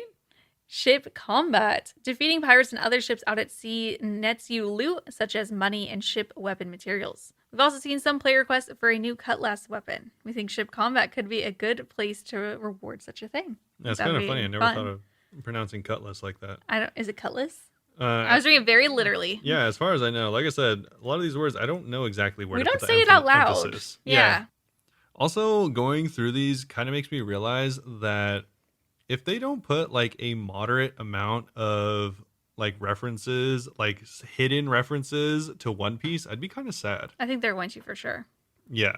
I mean, they already put luffing, which is clearly I was thinking of One Piece, hinting towards the main character, but not really. I didn't realize he was like kind of named after a sailing thing. Yeah. That's funny. So much like the primary gameplay activities, the second gameplay activities within sailing also have a mixture of resources and reward types on offer. We've got a few outlined here, but let us know your thoughts and ideas for interesting items or effects you'd like to see come from coral, fish, minerals, sea monsters, and more. So, like we mentioned earlier, for coral, we have elkhorn pillar and umbral coral used to make new potions, jewelry, as well as special coral armor that provides bonuses when fighting on a ship. Mm-hmm. And these will be obtained via coral farming. Yes.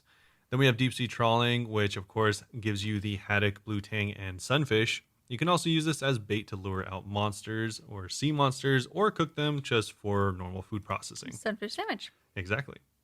Then we have the dredging. So this mineral dredging is going to help you get things like lead and cobalt, used to make better canyons and weighted dredge nets. And you can also dredge up new gems like agate, garnet, and as well as aquamarine. I like how you're hesitating because you're like, I don't know how to pronounce these. Yeah. I've never said agate or garnet besides I said like aquamarine. Once in RuneScape. Or I said in RuneScape. No, and they have agate in agate is how I think of it. Agate? No, agate. Agate. See, I have no idea how to say this. Yeah, I don't know. I've only seen it in like World of Warcraft. I haven't seen it in other games usually. I've just read it in books. Yeah, but you also have a chance to find legendary jewelry. That would be cool. I don't even know what that would entail. There's no legendaries in this game, so that's kind of interesting. We also have sea monster hunting, something that I think people are really excited about, but not too excited because I think people specifically said they don't want you to like to only be sea monster hunting. So hopefully this isn't like too rewarding. Yeah, I mean, it sounds like it's mildly rewarding. Yeah. And speaking of the rewards, they do have hides, fangs, and scales up for offer, useful for crafting into equipment and armor. Special legendary sea monsters will drop suitably legendary items that can upgrade your ship facilities into top tier variants, like a monster horn that can create a powerful ship ram. That sounds so dope. Yeah. I hope you actually see it. I don't think people know that ship ramming is actually like it was like a really common thing back in the day. You just go and hit people's ships with your ship. Yeah, because I mean, it's really easy to like break a smaller ship in half if your ship is just like so much better. That's gnarly. Jeez Louise. So we also, speaking of ships, have ship building. I want to go through like a ship building quest where you like enlist a shipwright. That'd be cute. Yeah, that'd be cool. That'd be fun. I could see them doing that though to introduce it for sure. Yeah. So there's also going to be a number of ways that existing skills become more useful thanks to sailing. It's going to have skill integration into the game, especially when it comes to making things and upgrading your ships. A few of these could include construction, crafting, and smithing. Construction for building ship facilities, crafting for sails and nets, and smithing for cannons and cannonballs. Naturally. While training these other skills might help make the best ship possible, they won't be mandatory to begin sailing, of course. The intention is for there to be ship building NPCs at certain ports that are willing to help you out with some basic ship setups, assuming you provide them with the required materials. Cool. And then we have the facility upgrades. So you can upgrade things like your hull, lantern, and sails. The hull is going to make it so that your ship's health and defense will go up, as well as giving you the ability to traverse dangerous reefs. Ooh. Fun. The lantern will allow you to lure out or repel certain enemies, whatever you like. Also, passing through thick fog. And finally, we have sails, which is going to help you maintain wind speed and endure fierce storms and cosmetics. Endure cosmetics is how that makes it seem. Yeah. So lastly, we have cannons. So this is going to go from level 5 all the way up to level 92 for the purple elite cannon. Yeah. All these are also going to have their own unique damage types, ranging from range damage for the strong cannon, magic damage for the arcane cannon, and dragon fire for the dragon fire cannon. That one's really cool. I'm assuming some of these are going to have different ranges, different uses, and maybe even different enemies they work better against, but they don't really say too much about it. And finally, on the ship rewards, they talk about crew. So NPC crewmates, while not mandatory, can help you operate your ship, automating certain tasks that you'd rather not do. NPCs might have different strengths or abilities and could be recruited from various sources. For example, you might find some new characters hanging around at pubs and boards or willing to join you if you beat them in a ship race, while other more recognizable NPCs might elect to join your crew after completion of a quest involving them. I like the idea of having ones come that you've actually interacted with and done the quest. Yeah. And in this little picture, they show some examples, and they show Neve looking fading away, saying "not you," and then a little crab saying "R.I.P. my queen." Well, spoilers. Ship retrieval. Your ship will normally remain where you left it, be that at the last port you're docked at or out at seas if you teleport away. Each port will offer services in retrieving your ship, should it be located elsewhere, perhaps at a cost. However, using magic as an alternative reward option might also be a possibility, letting you teleport directly to your ship or allowing your ship to be teleported to the port you're currently at.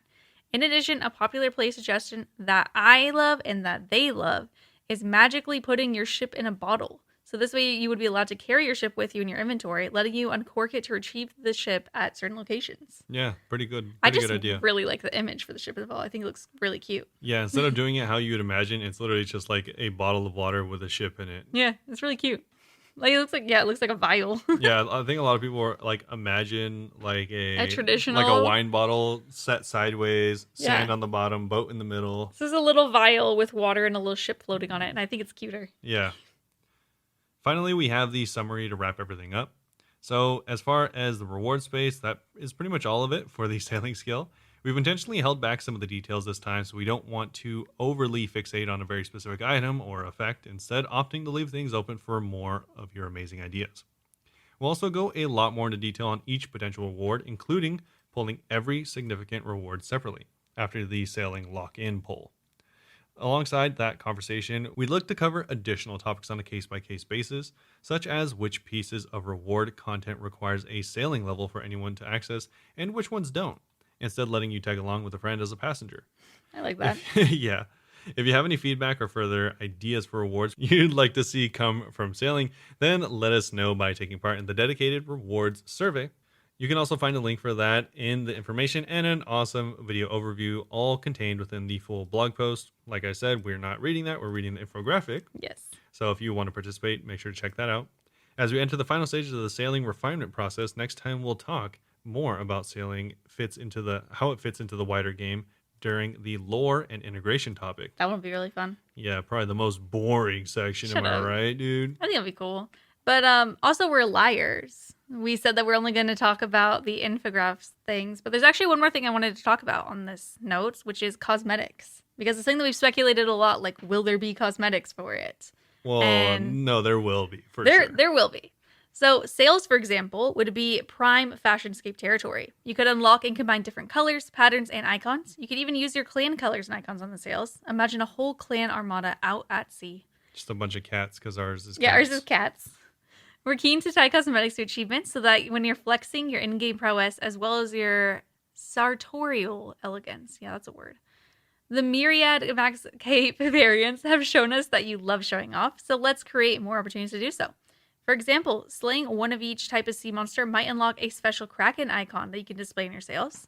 Lots of you have also mentioned dreaming of a beachfront home for your POH. We love this suggestion. In fact, we're in talks right now to decide whether we can expand this concept even further. How'd you like to change the scenery around your POH to a deserted island? That's a desert island. A desert island. Deserted island's kind of the same vibe, okay? A desert island. I said deserted. A desert island. Okay, wait, why is it desert and then it's deserted? Deserted. It's not deserted, it's deserted. It's it's deserted. Deserted. No, it's not desert ed. Deserted. Yes. Okay, it's just kind of weird. Okay. Dessert. Anyway, lastly, no discussion of cosmetic rewards to be complete without talking about the coveted sailing skill cape. The scaling cape. Scaling skill scape. We've borrowed the popular icons made by Secret Munch and Gentle Tractor and created some mock-ups of what the cape would look like. And it's a very pretty, like, light ocean blue with the anchor on it. Yep. Since this has been such a community-led scale, we're committed to running a player competition where you can design the final design of the skill icon and the skill cape. They also say that, in fact, there are tons of community initiatives we'd like to run, including player design islands as well as cosmetic rewards, so keep your eyes peeled for more after sailing passes the poll. They just want you to do free work. I mean, like, it's cool when they do stuff like that, but at the same time, I'm like, I better reward them with something. No. Art takes time. I can't do this. They're going to give them a 1 month free subscription. Stop it. To RuneScape 3. Yeah, I was going to say to RuneScape 3. But yeah, that is it for the sailing. I'm super excited about it. Yeah, really exciting. I honestly think a lot of it looks really good. I'm interested to see like when they get more detailed about like what they're going to add. Mm-hmm. But for now, it looks fine. I saw some speculation for pets. I don't know if Mod Irish was joking or not, but someone suggested something to him, and he was like, oh, it's better than mine idea, which was to have like half a mermaid sticking out of the ground everywhere you go, looking like she's just swimming behind you. Which would look like a really cool zombie, to be fair. But zombie? If it was a zombie, wouldn't that look cool? Half of a body just dragging after you? Yeah, I guess if it's a zombie, but the water would still be there, which is the weird part. Yeah. So the half body's not even that weird. What I'm saying is add as a zombie instead. Oh, okay. Another one I saw was someone suggested a bunch of seagulls that just say like mine or whatever, like in Nemo. And Classic. They said the more people that have it surrounded by each other, the more your seagulls will say mine. So if a bunch of people have the pets and they're all around each other, it'll just be saying it like nonstop. I like that one a lot. Okay. Yeah, that's pretty cool. Yeah, I think, I don't know what they would add. I mean, maybe a fish in a hamster bowl thing that rolls after you. Oh. Okay. I don't really love my idea. Yeah. What are the little turtle people then? That'd be kind of weird. You're just stealing one of their children. They choose to go with me. Oh, okay. So yeah, definitely not stealing them. Yeah, sure. Yeah, definitely not. Yeah, I don't know what would be a good pet because I mean we already have Kraken, so maybe it could be a different sea monster, or I'm sure that some of like the bosses that they introduce will have their own pets as well. Yeah. But, like, what would be the sailing pet? Exactly. That's why I'm like, I don't know. A boat. It's like a lot of things are water based, so it's like it would be weird if you just had like it's hard. Oh, here's a fish. Yeah. Not in the water. I guess the Kraken falls you, but like Yeah, I don't know. I'm But that's interested to like hear their ideas. that's like a thing that It's flat. you could imagine crawling on land. Yeah, Like a fish is just flopping behind yeah, you. like how sad would that That'd be be? really depressing. You don't want to do a bird because already the fishing ones are already birds. Well, unless you had a bird like on the ground, like they were saying, like a seagull. I'm just imagining it's on the ground, just walking behind you. Yeah, That'd be kind of cute. it's just like a stork or something. Yeah. Oh, a stork would be fun. Stork or a I crane. guess so, but it kind of just be Flamingo. like a flamingo. Yeah. It's Yeah. not very sailing, is it? No, Just a bird. I was like a shark. I don't know how do you add a shark. I don't know. I don't. I am very excited to hear people's ideas. Yeah. So let us know your ideas if you have any. I feel like I could think of one, but it's hard to think about it on the spot. Well, think about it, and we will be right back. And just like that, we are back. It was but a second for you and a whole day for us. A whole lifetime for us. Okay. But yeah, so we are back, and I am thieving cakes right now. That is my update. And I'm at Motherlode Mine, and I got a ring last night at Raids, my 6th ring. Yes. So Michelle got purples, and I got the real purples, which are cakes. Yep, and now you can see that they're not all chocolate. And they are all chocolate because they are slightly tanned, which means they're chocolate. Let's just get into the Forestry blog. Okay, Forestry blog it is. So coming up on Forestry, we do have some feedback. Like, I mean, obviously I like it, but not everyone liked it as much, and also had some criticisms, which, I mean, a lot were valid. Yes. So there's actually two of them. One is the more recent actual changes, and the other one was feedback stuff that they hope to change over time. Yeah, so we're going to start with the one that not everything is actively changing right now first, and then we'll get into the update and what's happened. Yes. So we're going to start off with, like she said, the stuff that they hope to get done, and we're going to start off with experience and balancing. An important part of any new content is reacting to feedback and balancing. We're going to continue to monitor and investigate the current experience gained across Forestry, and we'll be making a number of balancing changes over the next 2 weeks of feedback. We don't want to completely prohibit world hopping / CC scouting, as it keeps the spirit of collaboration that the content was hoping to achieve, but we want to make sure that the experience gained versus intensity versus reward is balanced to still be rewarding and worth your time doing, whilst not being too overpowered. So I think that's pretty good. I mean, yeah. I mean, it's fair because it was like a little bit too crazy. I know some people were getting like insane amounts of XP. Yeah. So, I mean, I witnessed this firsthand, not the CC or anything like that. I don't really on Reddit some stuff. care enough to do that, but I've firsthand, as in like I was doing it before the nerf, didn't realize it was getting nerfed, and then experienced the nerf right after. So usually I'd get around 180, like 170 to 180 experience per time that I turned in for the sapling event, for example. And then after the update, you know, just like 10 minutes later or hour later, I was getting 120. Oh, kind of significant. Yeah, it was a very significant decrease per turn in for that specific event. But what's nice is, I don't know if they will, I'm sure they're about to mention it, so this is probably redundant. But what is nice is they fixed it, because previously only a certain number of players could get the event reward at the end, and now everyone can get it. So it is nice, but you also, it does seem like you get slightly less event reward experience at the end of it. So you get more overall because it is more consistent, but obviously it is a little bit less when you do get it. Yeah. Moving on to event rewards and inconsistency. Yep. Sounds familiar. Yep. I mean, spoiler alert, they don't say that everyone gets it because this is not the actual update, but they do talk a little bit more about it. So players have reported that some users interacting with events don't receive the intended rewards. As some of you are aware, we released a few hotfixes that stop the player's client from crashing when interacting with events.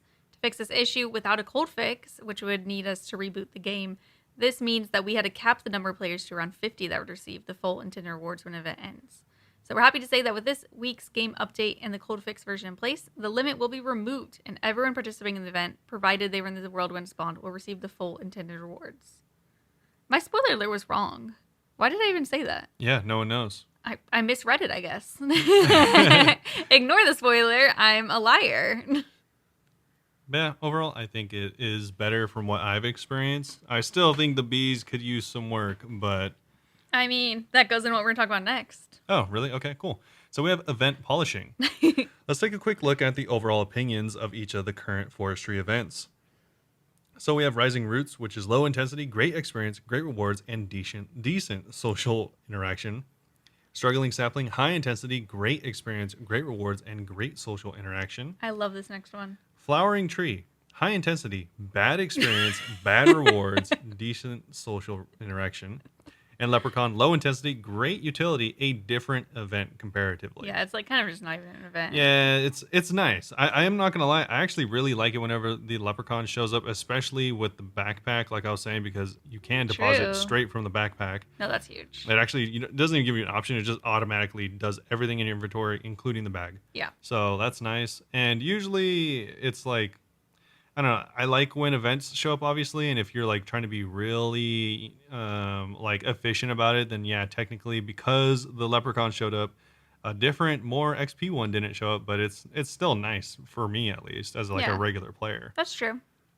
They go on to say that we think that this is a fairly accurate reflection of the events in their current state, both in game and across social media. We would like to remind players that because of the current limit, current events like the flowering tree might seem a lot worse, and we'll hopefully have a clearer picture once this week's update addresses that. And I think they did a pretty good job of that. Mm-hmm, which we'll get to. Yeah, we will get to that, but I guess I'm kind of just like giving my thoughts because I've actually done these before and after. I haven't done it since the day of the update, to be honest. Yeah, exactly. So you don't know anything. So oh my god.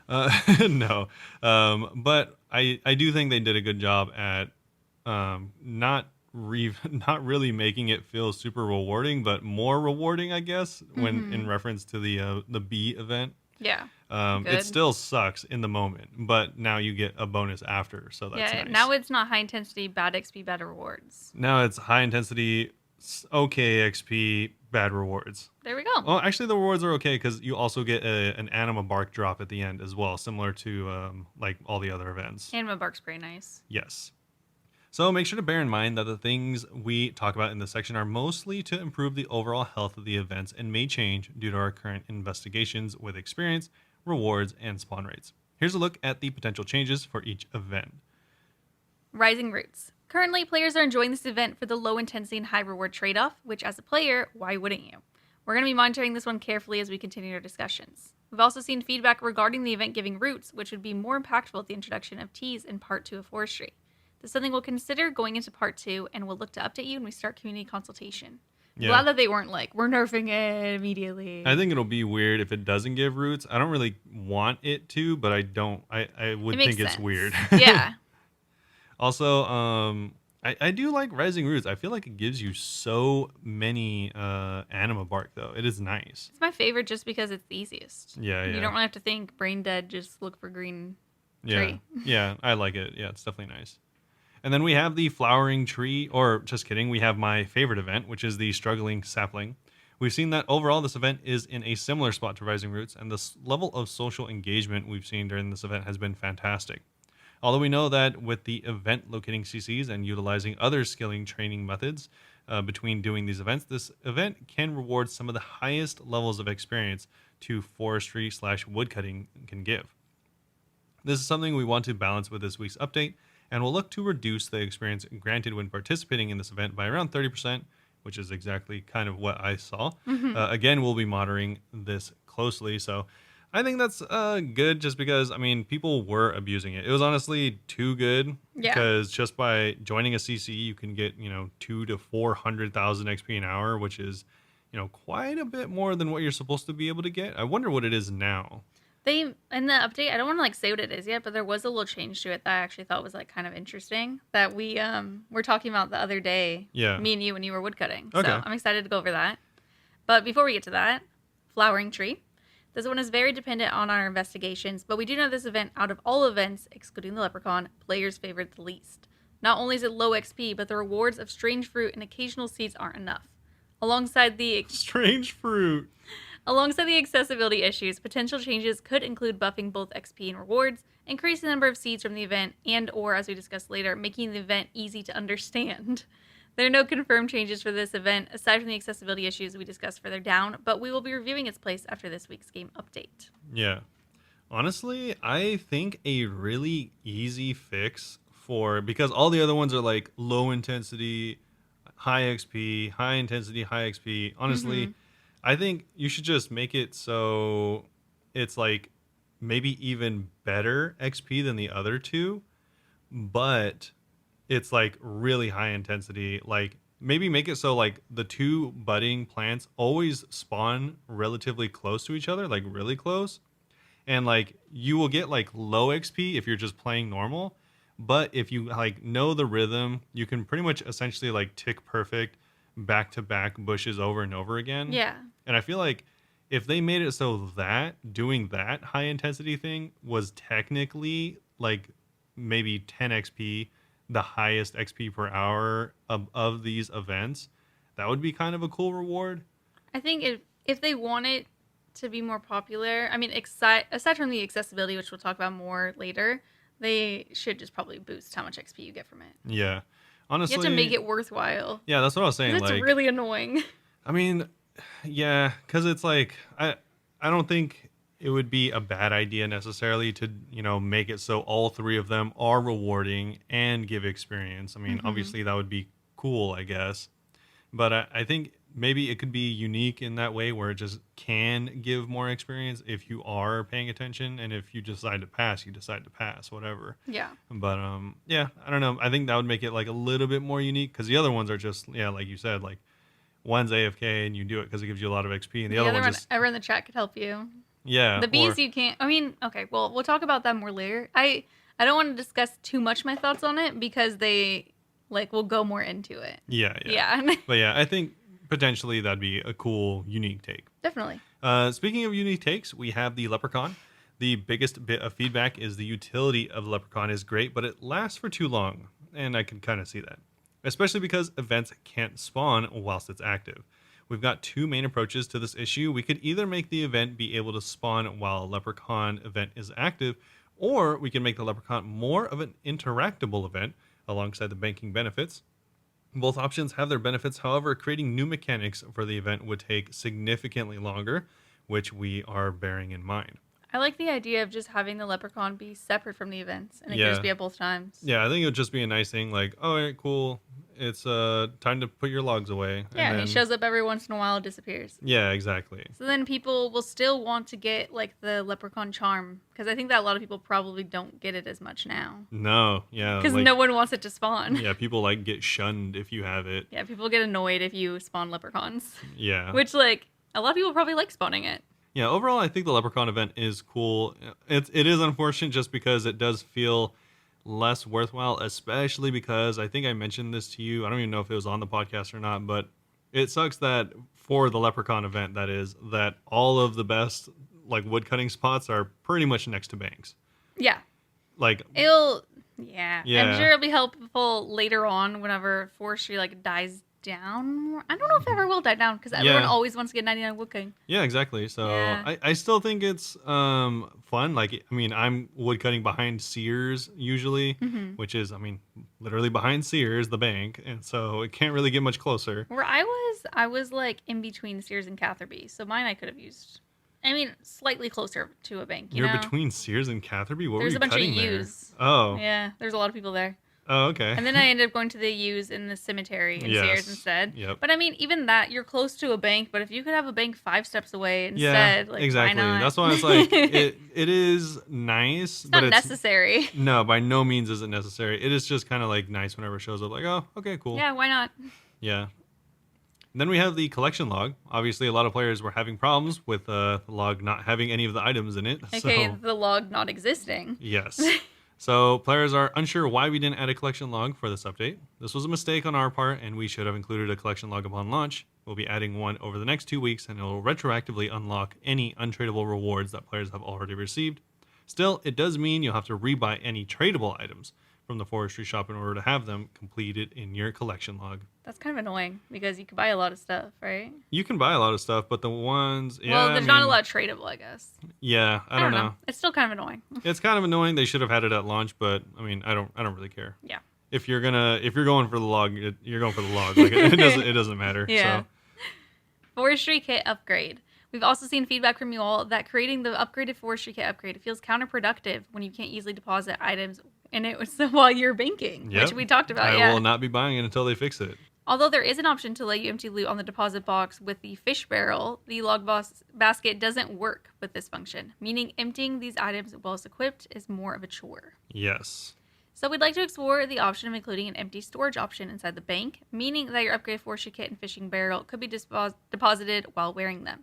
This isn't a small change and would require a pull, as it's something that would affect everyone and multiple pieces of content outside of forestry. We'd probably include this alongside either a quality of life pull or the forestry part two pull. Part two. Yeah, I saw this and I was like, oh, that's really sad because there's supposed to be like flexes and upgrades. The fish barrel, especially the fish cape, and also, I mean, the log basket. You want people to want it. Yeah, and now it's don't really like want it. It's like it'd be like upgrading to a I don't know, because you're mining. I was like, it'd be like upgrading to a crystal axe, and then you just had to recharge the crystal axe like every hour or something. Yeah. It's like, wow, this kind of sucks. I'd rather just go back to the old thing. Exactly. So you're not missing out by not upgrading that yet? Yeah, exactly. And I don't plan to because you do need like a smithing requirement, which I don't plan on getting anytime soon. So it's nice the way it is. Honestly, it allows me to AFK for a really long time. So the bag the way it is, I'm honestly not going to complain that they haven't fixed it because it really doesn't affect my gameplay. I'm still just AFKing slightly longer than before. Yeah. Then we have cannons, fires, flowers, and griefing. So this is actually something I didn't expect, but I experienced this whenever I was playing as well. Yeah, I think you mentioned to me the other day that you were having people with their cannons there. Yeah. So currently, one of the biggest concerns from players is the sheer number of cannons, fires, and flowers being placed by players that cause frustration when interacting with the different events that spawn around them. Within the next 2 weeks, as an immediate action to help stop griefing, any fires or flowers in an event area will be removed, and any cannons will automatically degrade. This is another area we will continue to monitor the situation and react to any issues we see that still actively make it harder to participate in forestry. Honestly, I kind of feel like they should just the main woodcutting spots, they should just make it so you not can't put these, but actually, yeah, just make it so you can't put cannons specifically. Well, it's tricky because there's the main ones that you're at, but then there's the ones that I was at in between Sears and Catherby, where they're not the main ones, but there's still tons of people there. So when do you draw the line of we're gonna do it here? I think I would, because it's everywhere there's trees. I wouldn't want it to be so intrusive that it's just anywhere there's trees, you can't put a cannon. Yeah, because as is now, it's you can have a cannon there, and then as soon as it spawns, it degrades. Yeah, I think that's actually better. Yeah, I guess so. I think it'd be cooler if you put a cannon down in one of the main tree areas, it'll give you a warning, and if you continue to do it and put it down anyways, it just immediately disappears and you have to go get it back from the guy that sells it. That'd be hilarious. That'd be really funny. Yeah. I do think it's annoying that there's so many people who spend their time just sitting there being annoying for no reason. Honestly, it's not that big a deal on PC just because if you're playing on RuneLite, you have it is annoying that you have to have entity hider, you have to have random event hider, I had pet hider on too, pet even. Hider. You also have to have cannon hider. It's just I mean, it's cool that all these plugins exist, and so it's but not if you're on mobile. It's not a real problem. But yeah, if you're on anything else, just not using RuneLite, it honestly sucks. It is really, really hard to see some things, especially things oh, God forbid, you're doing either the B one or also the one where you have to do the mulch. One. Yeah. Oh my goodness. You sometimes just can't see the ingredients. It is so hard to see them. That's why I turned off entity hider, because I couldn't see. Yeah. And speaking of not seeing, easy segue into accessibility visibility. A big piece of feedback that comes alongside the above point is the lack of visibility for players, especially players with accessibility issues, visual impairments, or playing on mobile. To help those with visibility issues, we'd like to make this clearer. During the flowering tree event, it's very difficult to keep track of which bushes need to be pollinated, especially on mobile. Yeah. Even on a PC with everything hidden, I was forgetting because there's just so many. Honestly, until the forestry plugin came out, I was just messing up. Yeah, I was I would lose track of the rising roots, the green one. Yeah, and the flowering is just impossible. Flowering I wouldn't participate in. Uh-huh. Now I kind of do, depending if I feel like it or not. And then the sapling one, it's the mushrooms. Why there's mushrooms next to Sears? Yeah. So they just blend in. So the mushrooms as well as the green leaves that are blending in with the entire grass. green grass. Who thought of that? Like, why? All these things should have been Maybe they should make it like look a little different. They should all have been outlined with like white from the get go. Like I don't know why they want to look like it's blending in though. Yeah, but it blends in a little too sure much. Is. Yeah. What is this? Like you're hunting like camo snipers in like Call of Duty? Like what's going on? I can't even see the items I'm trying to click. Yeah. Yeah. So, but luckily, if you are playing on PC, the Forestry plugin is really, really good. I don't even think I added a plugin. I think it just automatically started working. Yeah. Like it's just a regular RuneLight thing. Regardless, the helper feature that whatever is included it's good. with, I think it's the wood cutting plugin, if I had to guess. Probably it must be. But yeah, that is a lifesaver. It highlights really everything and honestly just makes it so much easier. Way easier to see. And I do feel like kind of like a hipster because I did have the strategy and like a general how you would do the sapling event. I already had it down and I was like really good at it before that came out. So I feel justified in using the easy mode plugin now. I'll always take easy mode. I have no issue with it. Yeah. So moving back to that though, we've requested to give all the bushes different colors. This is back to the bee event. Yeah. Which will allow you to easily identify which 2 colored bushes need pollinating and will help communication among players. We'll also look to change the names of each bush to include their color on each object, such as flowering bush blue. It's crazy because that's a nice solve. I never even noticed that the bushes were different visibly. They are? I mean, that's what I'm assuming. That's what I'm assuming they are, but they're just so poorly visible that we can't see them. I thought that they meant like that they all are just white flowers. You have to click them and just pay attention to your chat too much. I mean, regardless, whatever it is, they should do something like that. Yeah, like because the current strategy for me is just if I don't have the plugin for some reason, or before I had the plugin, I would just click on one, click on the other, click on one, click on the other, and hopefully, eventually, I'll get a match. Yeah, no, I would just click all around too until I got the strange pollen, and then I'm like, okay, let's find the second, and then I'll be like, wait, where's the first one again?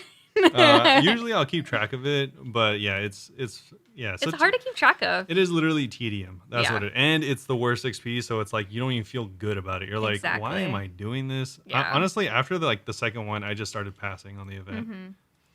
This won't be an immediate change, so we just like to keep you informed that we're aware of this feedback and are looking towards making it better. We'll continue to discuss and look to improve the accessibility aspects of Forestry to make it better for everyone playing.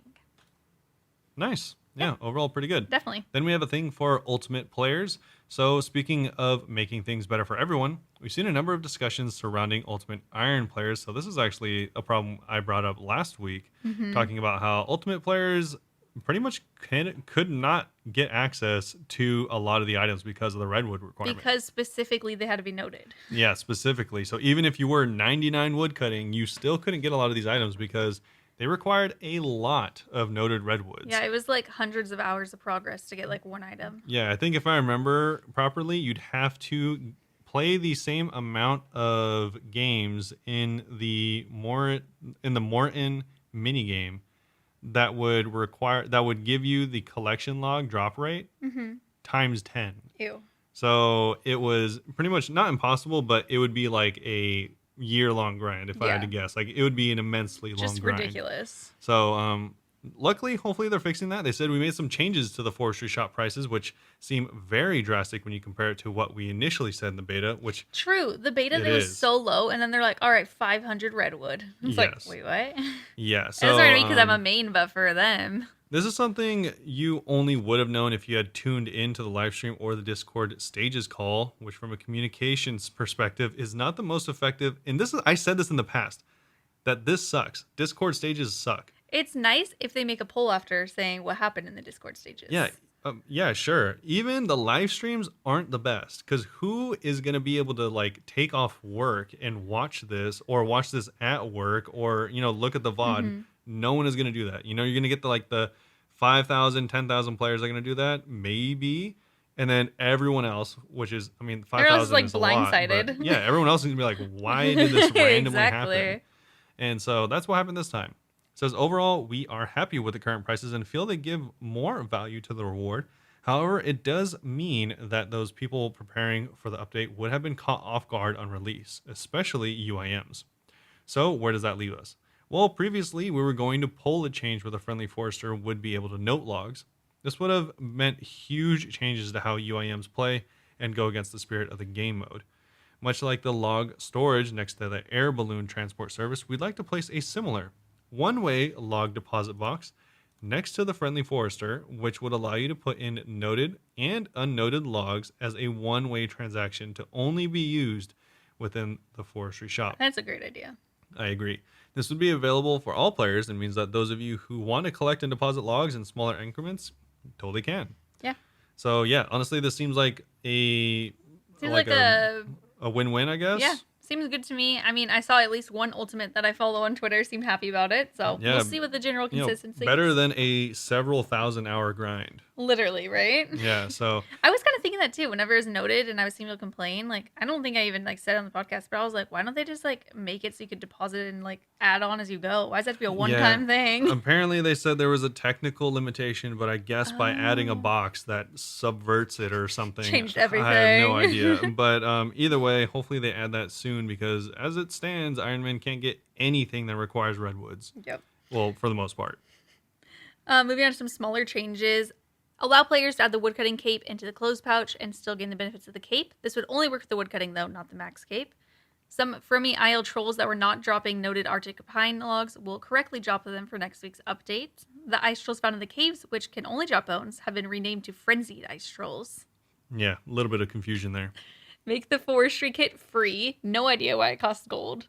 Oh yeah, that's a problem I ran into. You know what's funny? Yeah, because we both started our new accounts. Rise Forestry came out. I couldn't afford it at first. I was like, oh, okay. I got lucky and I got like 3 nest drops, and those sell for like a couple hundred GP. So I was able to sell those and buy it, but yeah, it was weird that cost money. I was like already level 40 woodcutting, and I was like, why am I still not able to get this? Yeah. Like, why is this a thing? Like, why does it cost? And it costs such a small amount that it was like 200, but it's 120. 120, which it's so funny because on my hardcore, I literally didn't even have that much gold. I spent it all for quests. Yeah, I had 25. The starting when you get off Victoria Island, so it's like it's weird. I'm glad it's free. Yeah, it was like it would have made more sense if it was like 100K. Then I've been like, all right, that's lame, but eventually I'll get it. Maybe it's a thing I have to unlock. But it being just such a small amount is like a small amount that somehow we still couldn't get. Yeah, it's such like a taunt. Yeah, like, like so they're just annoying. messing with us. Yeah, but nice. It is free now. Yeah,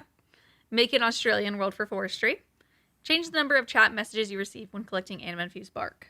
It had a lot of stuff in the chat. Yeah, that is a lot. Yeah. It still is. We hope that the feedback we're addressing will help to improve Part 1 of Forestry for everyone, so it continues in Part 2 and beyond in a healthy and interesting expansion for woodcutting. But with that, we could go to the actual update this week, which is Forestry again. Yeah, Forestry, semicolon, changes. Yep. So it's been 1 week since Forestry Part 1 launched, and you know what that means? Feedback changes. As always, our previous news post has a breakdown of the feedback that we just went over. First up, all players participating in the event will now receive the final experience drop and other rewards from completing the event. We've also implemented a bunch of hotfixes which should fix the crashing issues some players were experiencing. Next, some changes to the Forestry shop. Our news post editor has been vindicated at last, as the Forestry kit is now 100% free. The way they said that, I feel like whoever was on the news post before accidentally said it was free. Yeah, they probably got slaughtered. Yeah, they probably got fired. Yeah, probably. We've also made adjustments to the items that can be sold back to the shop in exchange for various bits and bobs to keep things fair. Only the funky shaped log and the log basket can be returned. Okay.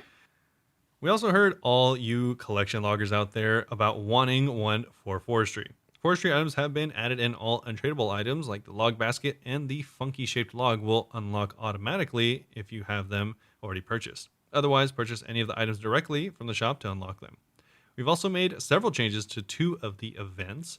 We fixed issues where the rising roots would spawn even if players did not have a forestry kit on them. I don't really see that as a problem, but okay. You have to have a forestry kit to make events spawn. Okay. But, if you're around people, they could just make it spawn for you. That's what happened to me, because I didn't have it for a long time because I was poor. You didn't have to worry about it. Yeah.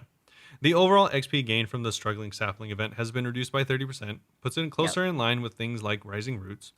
The exact amount of XP received now scales with the amount of time players participate in the event, and the 100% mulch combination now gives approximately 2 times XP of its 70% counterpart. Make sure you have the right combo. So I actually really like that because the other day, Robert, it was the first time he'd seen the struggling sapling and I came to help you. I don't know if you remember, but I was like, oh, you have to get like 2 of the D and then go and get leaves. And then the leaves are kind of far and everyone was like, nah, just get 3 of the D and you'll get 70% and get just as much XP. Yeah. So they nerfed that because they're like, no, you have to get the right combo. Yeah, there's still some cases where I still think the 70% is probably better. If it's really far. If it's like right next to you and just like literally you don't have to move. I've done that where it's just where you just like spam click and then it's just so much XP. But now they give more incentive for 100%, which again with the plugin on Runelite does make it really easy. Yep. The woodcutting leprechaun will now take teak, mahogany, and arctic pines to your bank. We've also ensured that that his sudden magical appearance will no longer startle players out of action like fletching. We continue to monitor events and make sure that in the best place possible. And whilst we're here, we've added some extra worlds.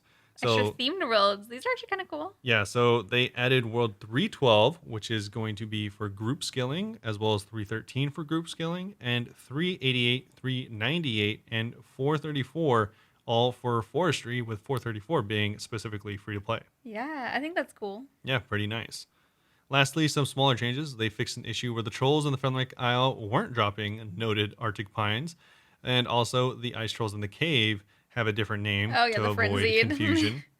Also added the forestry kit to the woodcutting skill guide and updated the message displaying when the players do not have the required resources to craft forestry items. You can look forward to more feedback changes in the next weeks coming up. Don't forget, we hope to begin community consultation for Forestry Part 2 very soon.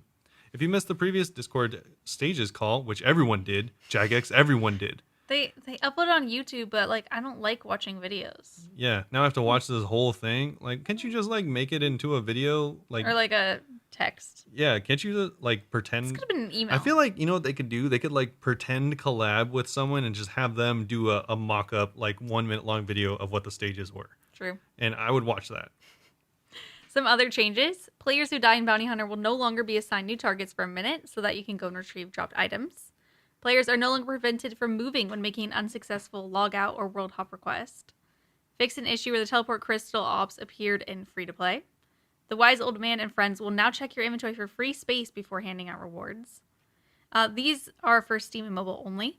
Clue scrolls obtained from the same location now stack in the loot tracker. Seed packs are now correctly tracked by the loot tracker. NPCs without drops have been added to the loot tracker. And Wintertot is now spelled correctly in the loot tracker. Nice. Yes. Before it was spelled Wintertot. Yeah. No, I actually don't know, but that'd be funny. And the PvP arena is using Zerker loadouts this week. Nice. But yeah, that's about it for the updates this week. But yeah, overall, what do you think of Forestry so far? I know you haven't played it since the update, but what was your initial thoughts? I still think it's fun. Yeah. I think it's a lot of fun. I wasn't expecting it. Now that I've really thought about it and like seen some of those criticisms, I wasn't expecting it to be so much as like hordes of people just all standing there. Yeah. And I didn't think the events were all going to be like, maybe it's just because I've only been in really busy areas. I thought it would be like almost more expansive, I guess.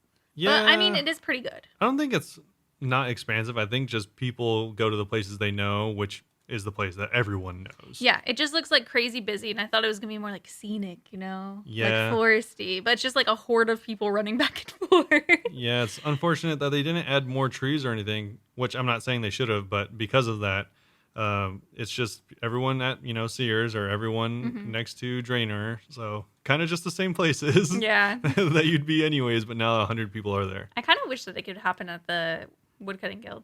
Yeah. I agree. Well, then everyone would just be there, maybe. Okay, no, true. Yeah, no one would go anywhere else. One thing I do hope is like it's super advantageous to have more players, right? But also it seems like the events complete so much faster with so many players. They definitely do. I saw you had one the other day that you went to click and it like immediately ended. Oh yeah, there was one where I turned in one thing and it was done. Yeah. And you're just like the worst one on the team because everyone's the worst on the team. Everyone probably only did one. I mean, it's cool because you get an XP drop right away, but I mean, that's it. Like, they said it scales with how long you've been doing it. So if you only do it for 1 second, maybe maybe technically you've been doing for 100% of the event time. Like, is that what they're going by? I don't know. I don't It's know. interesting. I think overall, though, I do really like Forestry. I think they should have a default time, not like an actual health bar that goes up for the sapling, for example. Just like, the sapling, especially, that's the quickest one. It should be like 30 seconds or like after 30 seconds. Then do the health bar? Then the health bar, or maybe, I don't know, some kind of compromise. Guaranteed minimum. Yeah, exactly. Some guaranteed minimum. Because currently they just get completed. Like, if it's prime time, there's literally 200 people doing the same event. Mm-hmm. Literally, like maybe even more. And so it's just like really not an actual event. It's there and it's not. Yeah, so, exactly. honestly, it makes it so that Rising Roots is better just because you have more time to actually do it. Yeah, right? Yeah. Yeah, especially the sapling one, it just goes by so quick. I noticed that too. Yeah. Because of health. Exactly. But overall, I think it's in a good place. It needs some help, but it's Pretty okay. Good. Yeah. Pretty decent. Yeah. We can move on to the Q&A. As always, like we said before in the beginning, if you do want to participate in the Q&A, feel free to ask us questions on anywhere, including our social media. Yeah. But what's the first one? Before we start with the questions, I actually had a little bit of a suggestion from Bali Song on Discord. So on your last podcast episode, you spoke about background footage. You should let people submit clips from your community that you'll show in the podcast every now and then, and maybe speak about them or just show them on the screen for the people who watch the video. Yeah, sure. Yeah, I thought that was a good idea. I'd have to figure out how, like, would we give them access? Like, would they just email us, or I don't know how that would work. Yeah, I don't know exactly how that would work. It would probably, yeah, I don't know. How do you share video Would they just things? like send me a Google Drive file on email? That's kind of sus opening a file like that. True. I'm like, I don't know. I'm scared people would send suspect things. Upload it to YouTube and send me the link. Oh yeah, there we go. Yeah. Do that. You can do it on private or regular. Yeah. I don't care. Bunebape@gmail.com if you want to email it. Yeah, because I can download the video from YouTube, Mm-hmm. or we can set up something after the fact if that doesn't work. But yeah, just do that. And if you want to do that, bunebape@gmail.com. Once again. Yeah. I never say your email, so it feels weird. Yeah, that does. Yeah. I was like, what are you directing them to a website we don't have? But no, that's actually we our have Gmail. An email. Yeah. But yeah, in general, we are actually less worried about because now we've both been playing on hardcore, so we have more footage. Yeah. So it's kind of funny. Actually, just after this one day, I have enough footage for like the next year. Yeah, like 4 or 5 months worth of podcasts. So, but I'm not worried about it. But anyways, still, if you want to participate in that, you can. Yeah, just upload it to YouTube and send me a link. Yep. But moving on to questions, our first one is from Matt over on Instagram. So if Jagex had to get rid of either OSRS or RuneScape 3, which do you think that they'd get rid of? That's an easy question. Also, if that happened and they look to sell, do you think anyone would buy? Or is OSRS too different and uniquely Jagex, given like the lore, the programming, etc., that no one would want to buy it for a price that Jagex wants? Yeah. Okay, first question though. Which do you think they'd get rid of? Oh, RS3. Really? Do more people play OSRS? I know for sure more people play OSRS, but the thing is, it's close in my opinion, a lot closer than I think a lot of people would think, because there is MTX in. I was gonna say they have microtransactions. I was wondering. Yeah, I don't know how much more money RS3 makes. I think it does, if I had to guess though, which would be surprising because I think the player base of OSRS is like way higher. Mm-hmm. But I think just the MTX is like alone, like for instance, like /dead games on mobile still make crazy money because the people that play it are like committed. Yeah, they're very passionate. They're bought in. They've spent like, $10,000-$20,000 on the game, like actually legitimately that much money. And so I don't know which one they would get rid of. Potentially RS3, just because it is less popular. Yeah, I kind of agree with that. I mean, you were saying like how people are very committed to RuneScape 3, but I think it's the same with OSRS, that people are very committed and will go and continue buying memberships and bonds. Like even all the prices went up and we're still spending money on it, Yeah. Yeah, so I think maybe get rid of RuneScape 3, but I'm not the most confident in that. I just know OSRS is more popular. Yeah, for sure. Now I know. But yeah, do you think if they look to sell, anyone would want to buy OSRS specifically? OSRS specifically, I think there would be offers, not that they would take though. You think they'd want more than it's worth? Yeah, I think that there is a lot of problems with OSRS. Like the code? Not even the code necessarily, because I mean that's like a fixable thing. If you're willing to invest in the game, you're gonna probably rewrite a bunch of it. Yeah. But it's mainly like there's like it's a very particular game, And I don't think a lot of developers want to deal with a super niche game like that because it doesn't have like a really wide audience. It has a very focused audience, like people that Yeah. have played this game for 100 years And are pretty involved in the and community or people with just usually. really bad computers or something. Yeah. So yeah, I don't really see any developer like I could not imagine a developer being like, oh, I would love to work on this You don't game. think Blizzard's gonna buy it? I mean, look at the mods currently. All of them have played since forever. Yeah. I think that that's another thing. Like, if it did sell, they would ask for more than they could get because I think that the people who are in charge of it, like now, like the mods and stuff developers, they actually care about the game, so they would think that's worth more than maybe it is. I was thinking the same thing, but It's, because the owners are venture capitalists, that's fair. I think they would want to get the most out of it, and based on like the stats of the game, they would want more than I think a developer would be willing to risk on it, like a publisher would. Yeah. So I'm not sure. Mm-hmm. I think they could, but it'd be for like a lot lower than they would maybe hope for, if I had to guess. I totally agree with that. Also, that doesn't really happen too much though. I don't Games really, getting bought out. yeah, especially live service games. Like I don't even know if I've ever seen a live service game get bought out. This is the first one. Yeah, like I can't imagine like Destiny, World of Warcraft, like Final Fantasy, any of those games ever getting bought out. I mean, those are all really big. Yeah, I was gonna say you have to think smaller. But I mean, just live service games are such a hard thing. That's like it feels like jumping on a moving train. No, that's exactly what it is, I think. Yeah. Not even feels like it. It's like basically that. Yeah, it's like, and then like it's been going for 20 years. They have weekly updates, and you're like, all right, take control right now. Yeah, all the conductors jump off, and then you jump on, and you're like, what's going on? Yeah, you have to have an update out in 2 days. Yeah, you have to like figure it out. Yeah, sounds like such a terrible idea. I don't even know if anyone would want to do that. I totally agree. But our next question is from Harger on Discord. I'm currently watching Matt walk through Star City, and we both realized how there's no Star Quest. I don't even know if I pronounced this correctly. The fight cave area. Yeah, I just call it the Tazars. I say Sar. So that people know what I'm Tazar. talking about. Correct me if I'm wrong on there being no quest. I don't think that there are, though. So I looked it up in RuneScape 3 as a trilogy of Tazar quests. Apparently the first one came out in 2008. Do you think if Jagex proposed a Tazar quest series, it'd pass the poll? Also, what are your thoughts on incorporating lava sailing as part of the second or third quest? Okay. I love it. You find out a Tazar baby got swept away by the current, and you have to sorry, imagine it melting. Oh my god. It's a Tazar baby. It's made I know of lava. that's why I was like, oh my god, and then I remembered. And you have to help its worried mother find the baby before it gets eaten by dragons or drowns. Good lord, Harger. You canoe through the volcano, shooting arrows at enemies as you go by, fixing canoe leaks, battling lava monsters, etc. Maybe a dingo ate your baby. Okay. But yeah, do you think if a quest series was pulled, it would pass? I do think so. I 100%. I think it's a really, really not popular, but I think it's a well-liked area. Yeah, it's very pretty. There's not much to do there, so it'd be cool to like every once in a while see people like little cute noobs running by doing the quest. Not much for you.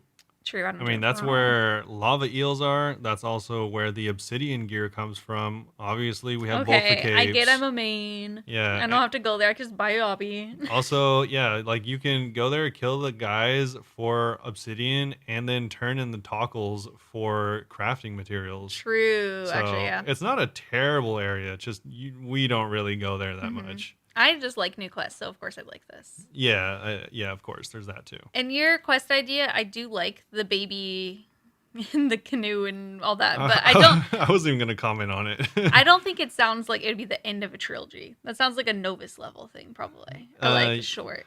I feel like there should be. I don't know. Probably more drama if it's at the end of a trilogy. I feel like big things going on. I don't know anything about the RS3 stuff, but I think it'd be really cool if there was like an intermediate, master, and then like even potentially a grandmaster quest to finish it off. And it'd be cool if you had interactions with Jad as well as Zuck. Yeah, Zuck. Whoa, that'd be really cool. That'd be fun. Because I mean, currently those are just dudes you fight. Yeah. And you get to talk to them. It'd be like, what's up, Jad? It'd be cool to like make them more real, as in like they have problems and you need to solve them. Yeah, they're actual characters. They're not just a thing we kill. Like they actually are like trying to like deal with stuff. Yeah, kind of like trolls, how we go and help trolls, but also talk to them. Yeah, so that you can like feel bad whenever you go to kill them for your fire cake and stuff like that. True. You're like, oh, I just helped his grandma do this. Oh, I guess I gotta kill him. Sorry, grandma. Some real life questions now. First from Why Not Harger. As a vegan, what are your thoughts on eating food that has touched non-vegan products? For example, tofu grilled on the same grill as steak, fries fried in oil where nuggets are fried, etc. Yeah. Generally, I'm okay with it. Generally. But sometimes it does gross me out to think about. Yeah. A specific one, like KFC temporarily had like vegan fried chicken and we went and got it and it tasted just like it. But then like we found it was in a shared fryer and I was like, that just, I don't know why. That specific one like extra kind of made me like, oh, it's kind of gross. Yeah. The fries, I don't know if I mind. See, I don't know. It's a real gray area. It is a very gray area. There's some vegans who are like really intense about it and be like, if you do that, you're not vegan. But we're not really like that. I mean, to be fair, we mostly try to not avoid places like that, but we do try to support places that are wholly vegan. Yeah, we've been trying to do that more lately. Like rather than going to Burger King and the one vegan thing that they have, we're like, oh, let's go to a vegan burger place. Yeah, exactly. So sucks because of the vegan surcharge though. We don't run into this problem a ton. And also I feel like this is really only a real problem at places that are fast food establishments usually. Yeah. I feel like it depends on the place for me and like what they're cooking. Absolutely. Like I would never think twice about this at like the Thai place we go to. Yeah, like we go to a Thai place all the time. Yeah. And we get like tofu and stuff. Like I'm not concerned about it. But then the KFC one, I don't know why. Because it's KFC, it just really grossed me out. Yeah, the KFC one. I mean, I've never really thought too much about like the same grill for like burgers and stuff like that. The same grill I cared less about, I think. I feel like it's different based on the type of protein as well. Like That's true. I'm less interested if it's like shared with beef, but it's like kind of seemingly, for whatever reason, more gnarly if it's like chicken. Really? Yeah. That's so interesting. I mean, that's kind of how I am with, I'm like, French fries in the fryer, I don't care as much, but when it's the chicken in the fryer, that's different. For no reason. We just have our own little things that we feel particular about. Yeah. That being said, there has only been one time where I actively was like, oh, I don't want to eat this. That was the KFC, right? That was the KFC. Yeah. I think he ate it, and then we found I was on a shared grill, and he's like, I'm not getting this again. Yeah. I think I was like, this is not good enough for me to want to do that. Yeah. For some reason, the KFC one really grossed me out, too. Yeah. Maybe because it was so greasy. It's so greasy, and I trust KFC so little that I'm all like, yeah, right. I don't want to deal with this. I mean, a lot of places like that, they won't even label food like that as vegan because of the shared fryers. Yeah. Which makes it like extra sus. I'm like, oh no. Yeah. Do you not clean them ever? Yeah, exactly. Like there's some places that like don't label things vegan because it's like they don't use organic sugar, and then there's places like KFC. Yeah, right. Yeah. So I guess to answer your question, kind of care about it sometimes. Usually don't. Restaurants care less. Fast food care more. Yeah. For whatever reason that we've made up. Yes. It's not super logical, but also I don't really care a lot. Our next question is from Ivor on Discord. What are your favorite recurring intrusive thoughts? Yeah. Let me look up what intrusive thoughts are exactly, like the definition for anyone who doesn't know. For anyone that doesn't know, my guessing is that what do you think? It's just like bad thoughts that are clearly bad that your mind's all like, what if you did this? If a thought is disturbing, it's something you want to push out your mind, it might be intrusive thought. The thought feels hard to control. Intrusive thoughts are often repetitive and won't go away. The more you think about it, the more anxious you get and the worse the thoughts get. So people will be like, you'll see like tweets where people are like, oh, let my intrusive thoughts win, and they dye their hair. That's not an intrusive thought. That's just you wanted. Intrusive thoughts are like thinking, what if I killed someone? They're from what I understand in like the very limited studies on intrusive thoughts, they are like a defense mechanism that your brain does. It does something that you're afraid of doing, and it like thinks like it's like trying to defend yourself by thinking, what if I did this thing? And I the way I had read about it is that it is trying to reinforce good habits. So like you think of like, because an intrusive thought would be like, what if I drove off or through the guardrails of this freeway right now? That's like something that a lot of people think about, especially on like cliffs and stuff like that. That's a really regular intrusive thought, and it's because your brain's supposed to register that's not a good thing, and then it reinforces in your mind, that's not a good thing, I shouldn't do that. Yeah, I looked it up too, and they said they happen when our minds are afraid. If you dissect these thoughts with compassion and curiosity, you can discover the trigger beneath them. Because usually if you have intrusive thoughts, the first thing you think is, why am I thinking this? Oh my God. Yeah. I actually have a story with intrusive thoughts. I didn't know that they were a thing years ago. Basically, the Too Long Didn't Read is I watched a documentary on Netflix. There was a pedophile priest in it. He went to like this one place where they sent all the pedophile priests. It was really weird. There was a lot of them there apparently. Shout out church. Yeah. And I thought to myself, wow, that's messed up. Like if I was a pedophile, I just want to die. And then came the thought, what if I am and I don't realize it yet? What if? Because I'm really close to like my nieces and kids in my family. I was like, what if I just haven't found out yet? And then it was just like, I had no idea what intrusive thoughts were. So I was just like so messed up. I mean, obviously I have anxiety issues I've spoken about before, and they were not great at that time. Yeah. So that just made it so much worse. And for like an entire summer, I never Googled like, why am I thinking stuff like this? So I just like wanted to die for an entire summer and then found out intrusive thoughts were a thing. Yeah. So I was hesitant. I was like, do I share this story? And I was like, no, because there could be someone else who has intrusive thoughts and doesn't realize that's a thing. I guess so. Especially an anxiety There's thing. probably someone out there. Yeah. It's also an OCD thing. So for a little bit, I thought maybe I had OCD, but yeah, I think there's a lot of overlap between OCD and anxiety symptoms. I think a lot of people think they have OCD as well, and certainly don't. Yeah, I think mine's actually just anxiety. But yeah, so I had that, and then I just have like, you know, the standard casual day-to-day ones. What if I drove off this cliff? Yeah, that's honestly a classic.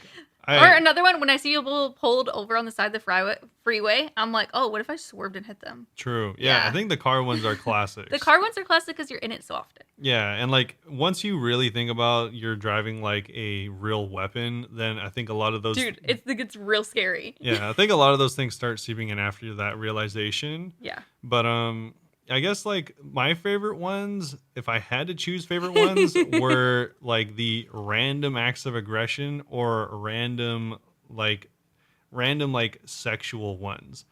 And not in the way that you'd think, but like this is PG. I've told you about this before, where like randomly my not any females, which is the weird part, but randomly I'll have like male coworkers. And if they're like bending over in the workplace, I'd be like, what if I just slapped his butt right now? That's a very mild intrusive thought. Exactly. But that's definitely intrusive in that I would likely get fired. So it is a big deal. You're like, I don't want to do this. I'm just, yeah. Yeah. But another aggression ones, you get mad and you're like, what if I killed them? And you're like, oh my God. Yeah. I was all like, yeah, they'll just be like the most, like someone will just like do something that's like slightly something I don't like. And I'm all like, what would it be if I just immediately started fighting this person? Yeah. Just like, like what is wrong with you? I think the main thing with intrusive thoughts and identifying them is, do you actually want to do this thing? If not, it's an intrusive thought. And if yes, then just do them. No. Just kidding. Just if kidding. Yes, maybe like find a therapist. Yeah. We actually have another question from Ivor. How does Robert dress? Ivor Easy. just all over the place. Yeah. Okay, what do you wear? Day-to-day classic outfit, Robert. Oh, day to day, I like shorts. I'm a hot person. He is a hot person. Yeah, so I run hot all the time. I'm always hot, and he doesn't wear shorts though. It's such a scam. I mean, these are really short shorts. These are 10-inch inseams. If anyone knows what that means, they're not short enough. They're very short. But yeah, I'll usually just wear shorts and a t-shirt. Actually, this is kind of funny, but I've asked my friends several times if they don't wear shirts at their house. And I do that very often. You wear shirts? No, I don't. Oh. Like, do you? It'll be very often where I won't wear a shirt for like the first 10 hours of the day. And then when I'm asleep. And then I'll put one on like later in the day. Yeah. These are obviously on my days off. But yeah, like I'll do that. You put it on because I wake up. I've asked my friends and they're like, yeah, I never walk around my house with no shirt. Really? And I'm all like, that's crazy. Because like, especially if I'm like, when I was off for a long time, or like if I was unemployed or something, I have no shirt on very often. I guess you do, and I just don't really think about it because I'm used to it. Yeah. I mean, I get their point of view, though, because I know a lot of people, like, when they're like, oh, I'm at home, I can take off my pants. When I'm at home, like, I will immediately just, like, put on shorts as well when I just walk around the apartment. I'll be home alone, and I'm just like, don't want to walk around my underwear. That's weird. Oh. I gotta wear shorts. I've always been really comfortable with less clothes on, so I think maybe that helps because, yeah, I'll very often just wear... I thought right now, but I'll very often just wear like just my briefs and a t-shirt or something. True. Or just my briefs for a while. And then we go out and he puts on those shorts. Yeah, exactly. And I don't know. Like I'm really like comfortable not wearing as many clothes, I guess, as other people. Yeah, it'll be cold outside, and he'll just wear a t-shirt and shorts. Yeah. Yeah. Yeah. Weird. And you always have your, not always, but a lot, he wears a Patagonia hat. I do wear a hat very often. I have a favorite hat. The same hat, because he likes how it fits the most, and he wears it so often that like I'll like post pictures of us on Discord sometimes, and Alfresco has like called Robert out on wearing the same hat every single time. I've become known with the hat. Yeah, I try to get him to not wear it because I really like his hair, and he's just like, I think it's like his comfort hat. Well, it's just it's a lot of work doing your hair, and if you have hair like mine, like I have like you have thick hair. I have thick like frizzier hair. Especially if I don't put product in it, and it's a little wavy. It can be really hard to like manage. And so instead of like getting my hair wet or putting in like product, it's a lot easier to just put a hat on. Yeah. So, but I like it when he doesn't because he has nice hair. Okay, so yeah, I like dark hair. That's usually how I dress, though. Yeah. Good thing he didn't ask you. I just wear jeans and black shirts or my leggings and black shirts. Yeah, that's what she thinks she wears, and that's what she wants to wear, but that's not what she wears. What do I wear? I mean, the other day you were talking about how you weren't wearing all black and you were sad about it. Oh my god, I felt like weirdly. We went to this like neighborhood that's like cooler here. I feel like it's a cooler neighborhood. It's got the young hipsters. I like how we're making this about you now. Yeah, we are. And there's so many people like wearing like black and looking like a little bit alternative and stuff. Not even really alternative, just like slightly like more on the It was a girl wearing a black shirt, black shorts, and black boots. No, there was multiple people I saw. And they all had like dark hair too and like tattoos. And I was like, that's the vibe I want to give off. And I was wearing like a white shirt with like brown stripes on it. And I was like, this is not the vibe I want to be giving off. Yeah, so like I said, she thinks she dresses like that, but she really doesn't. Well, I think a lot of times I've been trying to dress up more, but my lazy outfit is actually just like a plain black shirt. Yeah. Yeah. I want to dress cute though. What'd you wear on stream yesterday? I don't remember. It was a dress. Oh yeah, I think I'm gonna sell that. Yeah, it was like it feels like a nightgown. It was like a tan dress. Yeah, it feels like a nightgown. It was a gift from a few years ago. Anyway, next up we have our final question, actually from Matt on Instagram again. So this is kind of a real life question, so I'm clean with real life. Have you ever had an OSRS dream? You can be just playing the game or literally physically in the game universe as a character. I asked because I had an OSRS nightmare last night. I was fly fishing Barbarian Village, and somehow a fish was stronger than the rod and pulled me into the water where I drowned, but didn't reappear in Lumbridge. The game glitched, and I couldn't play anymore. I contacted Jagex support, and they said they couldn't help me. I asked why, and they said I wasn't worth their time. Then I said I'd send them 100 euros in the mail for help. They then banned my device and IP permanently for real-world trading. That was real. I think that's actually happened to someone. That's actually how the support works. That was so specific. I like the, because I wasn't worth their time. Yeah. I have had RuneScape dreams before. I had a dream last week that I was playing on my hardcore, which was weird. It wasn't a bad dream, but I was like, oh, I'm probably going to be that person who has dreams about dying on the hardcore now. Because I have vivid dreams every night. I think I've mentioned that before. Yes. Because I don't know if it's an antidepressant thing or what, but every single night I have vivid dreams and I hate it. I've had multiple RuneScape dreams, and it's always just I'm like playing it though, but like kind of in the world at the same time. It's a little bit like both. I don't know how to explain it. I had a dream I got Tangle Root once. That was a bummer. Nice. Yeah, that was like 30 mil XP ago. But yeah, I have RuneScape dreams kind of frequently. How about you? No. Not that I can recall. That being said, I very rarely remember my dreams. He's the opposite of me. If I remember my dreams, it is most certainly a unfathomable nightmare or just the weirdest thing. Or just the most absurd thing. It is very, very rare. That's like every night for me. Maybe like less than a handful of times a year I'll remember my dreams. Yes, whenever he does and tells me, I'm like, oh, that's kind of crazy. Yeah.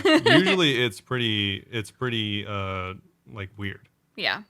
Lucky. But yeah, there we go. No dreams. So that is going to be it for this episode. Again, feel free to ask us questions or anything you want, really, on any of our socials where you can find us pretty much any time of the day. Yeah. So our TikTok and Twitter are both Bunebape OSRS. Our YouTube, Instagram, and Twitch are all Bunebape. I stream 5 days a week at twitch.tv/Bunebape, so come say hi. I also am putting shorts out every single night and should have another video out like maybe tomorrow. I'm working on, I'm still editing it, but that is youtube.com/Bunebape. So go subscribe everywhere, follow everywhere, come say hi. And discord.gg/Bunebape, of course. We do the twice a week movie nights. We're going to watch a scary movie when Robert goes to sleep. Yeah. So come stop by. Come hang out. Come do the bond giveaways, which I have to go give someone after we record. Yeah, we do give away bonds every week. Yep. So if you want bonds a chance, expensive. Head over to Discord. But yeah, that's going to be about it. Thanks again for listening. Hopefully you all enjoyed it, and we'll see you all very soon. Bye-bye.